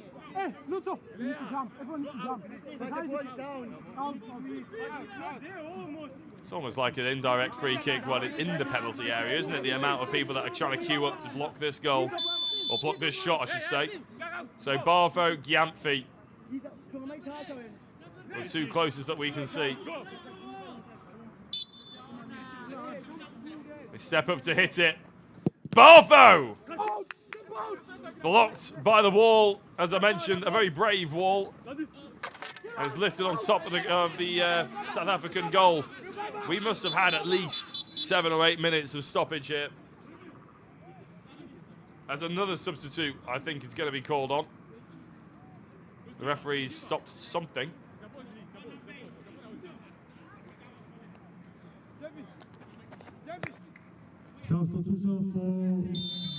It was a substitution. I have absolutely no idea who's come off, but the number 23 has come on. That is for Ghana. Kagawa Mensah, who was dropped from the starting lineup.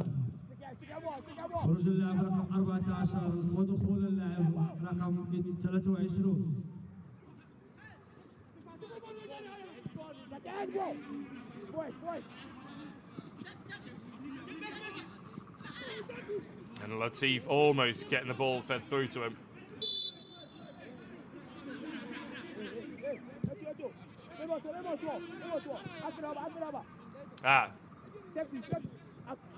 Denyina, who's come off.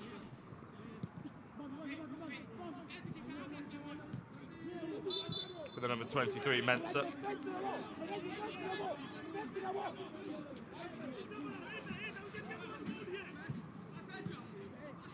So that's Denyina, who was playing at left back. I would be surprised if they put an attacker on for him.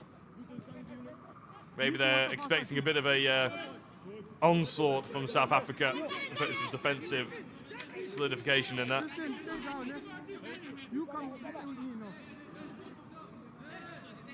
It says on my notes that Mark Kagawa Mensah is actually a midfielder. So we'll see where he ends up playing.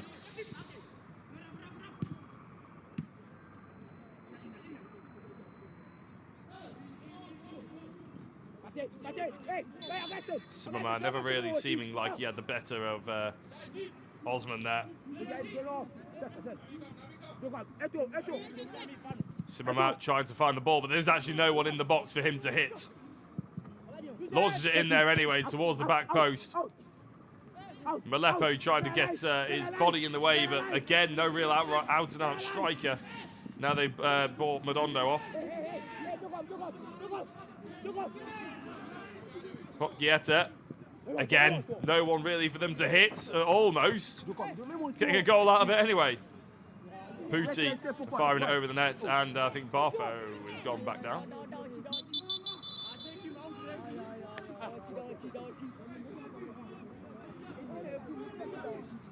It is Barfow, and he's gone down rather worryingly there. I think his bandage has fallen off.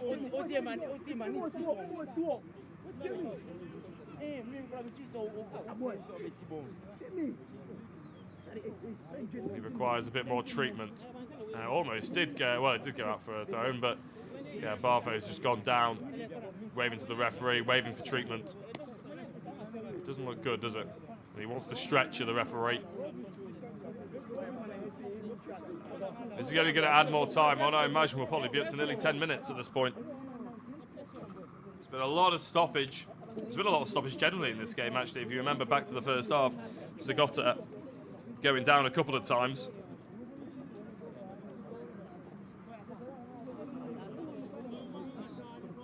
He ended up needing the stretcher. He was in an enormous amount of pain with his shoulder. Managed to carry on, then had to go back off after a collision with Denyana. Left him on the floor in a lot of pain, you could hear it.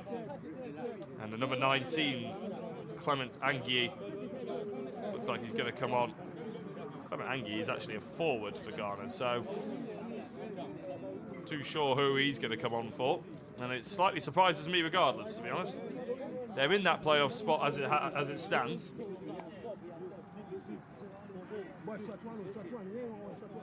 Senegal, Algeria in the 94th minute of 5 minutes added time.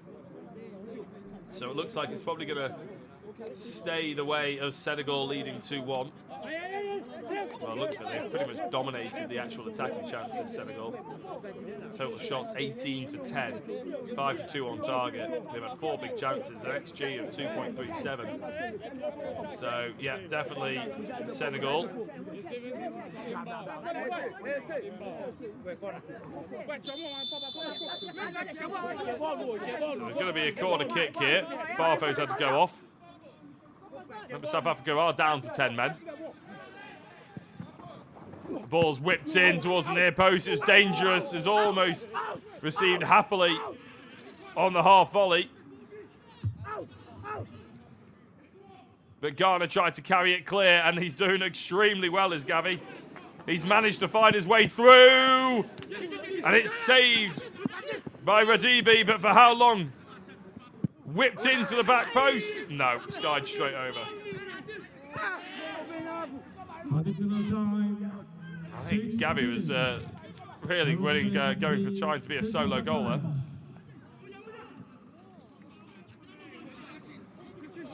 Abdul Latif, 6 minutes of added time. I'm amazed there's not more. Abdul Latif into Gyamfi. Nice little turns, nice footwork. That low centre of gravity helping him massively. Osman whips it towards the back post. Nice touch. Poor shot.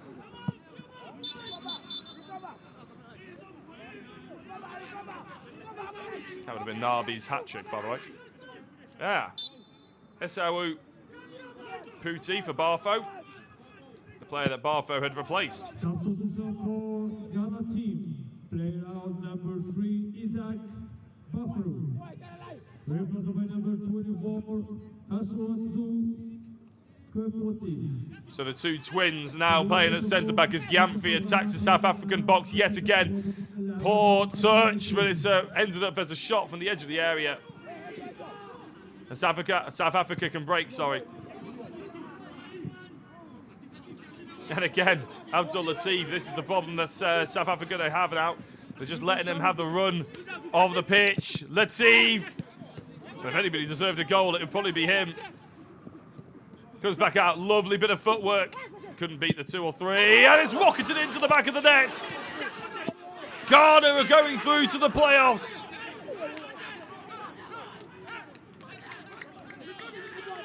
Augustine Appiah. I'm not sure if I'm missing something here, but going to pick the ball up and trying to rush to get this game back underway. The game is won for Ghana.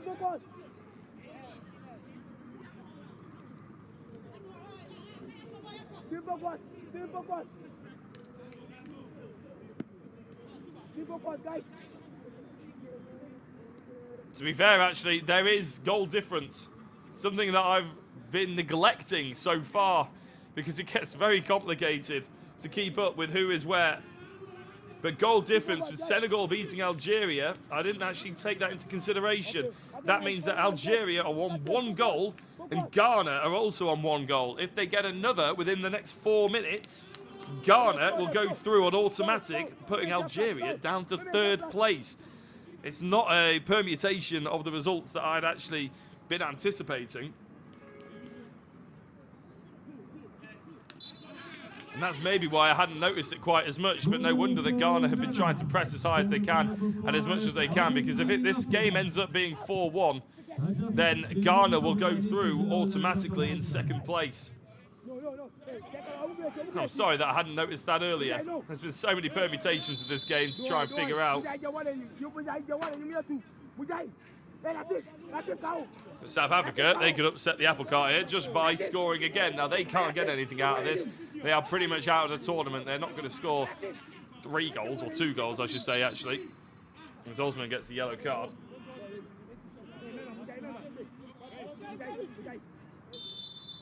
They're going to score 2 goals over the next 2 minutes or so. But they could definitely ruin Ghana's time if they do.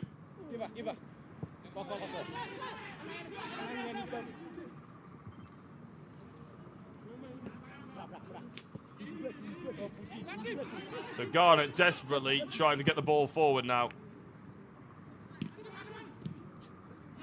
They look like the team. You'd be forgiven for thinking that they're the team that are losing.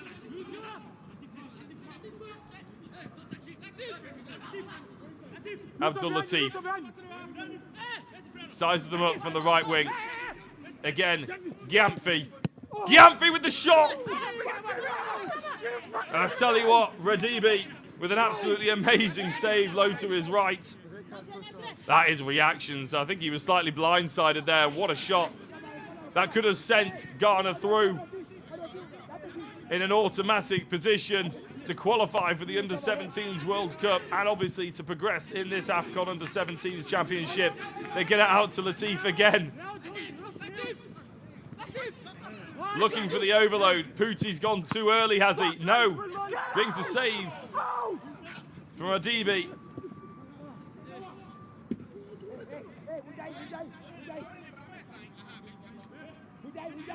Don't know if I called it earlier, actually. It was Appiah who got the goal.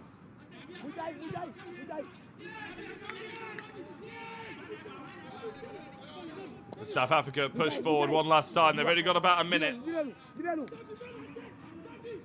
An extra goal would potentially ruin the party for Ghana. It wouldn't really mean anything to either of these teams now, but it would certainly spoil their Ghana's chance of going through automatically. They launch it forward, 30 seconds left. Gyamfi on the ball. Nabi's trying to chase down that hat-trick. Gyamfi gets it back with Gavi in the middle. You have to make sure they're not offside here. Gavi looks a little bit offside. Gyamfi tries to square it. And South Africa bring it nice and chilled up the pitch.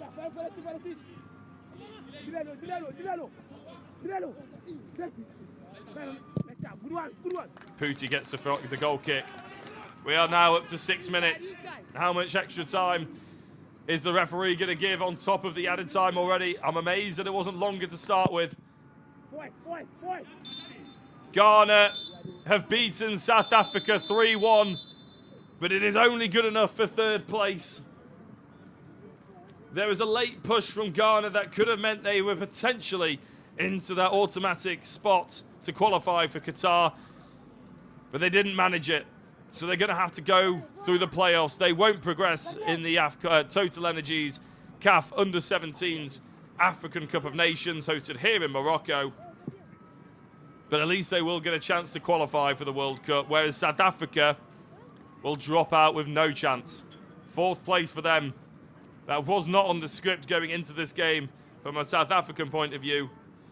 That early loss of Sokoto, which was easily their talisman on the right wing, was a big blow for them. They never got back into it in the first half. The second half, there was more of an attempt, but really, the game was never theirs. And Ghana, scoring that late goal, almost instilled a second belief that they could go on and get that 4th. Wasn't to be in the end, as Gavi hits the ground in frustration.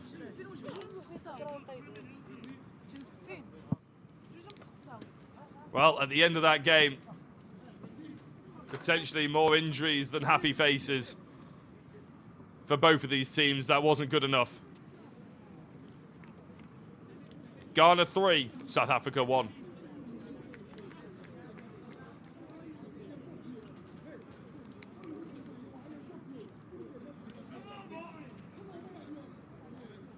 We'll be able to bring you the man of the match interviews in a couple of minutes' time. I'm guessing it's Nabi as he wanders over towards the touchline. Those 2 penalties doing them the world of good, and that's a sad sight to see with the South African player having to be stretched off after full time. None of his teammates around him as well. In fact, the South Africans looking a very lonely sight right now.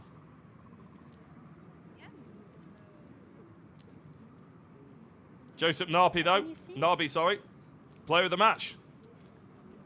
He won't be delighted about the individual accolade. At least they'll have a chance to go through the playoffs. And let's listen from your Total Energies man of the match. How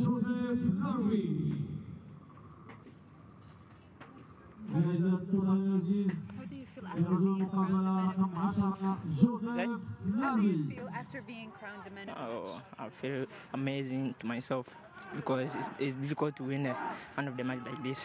So I'm very happy and I very appreciate myself. Amazing. Congratulations on the win. Thank you.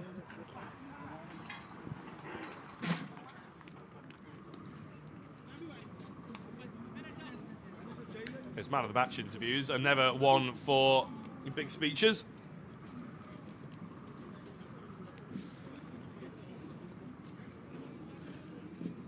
Was the point of the broadcast where you would do close-ups on the celebrations of the winning team, but as I mentioned before, it doesn't seem that the results in front of you was good enough for either of these sides to be happy about, and you can understand why. Although Ghana have had a chance to still go to Qatar, they don't have a chance to go and win this tournament. They had more possession, they had by far the more shots. In fact, that's the most shots that I've commentated on over the course of this tournament. More shots on goal, of course, the accurate passes, they were the dominant force. South Africa, when they went down to 10 men, actually, as I mentioned,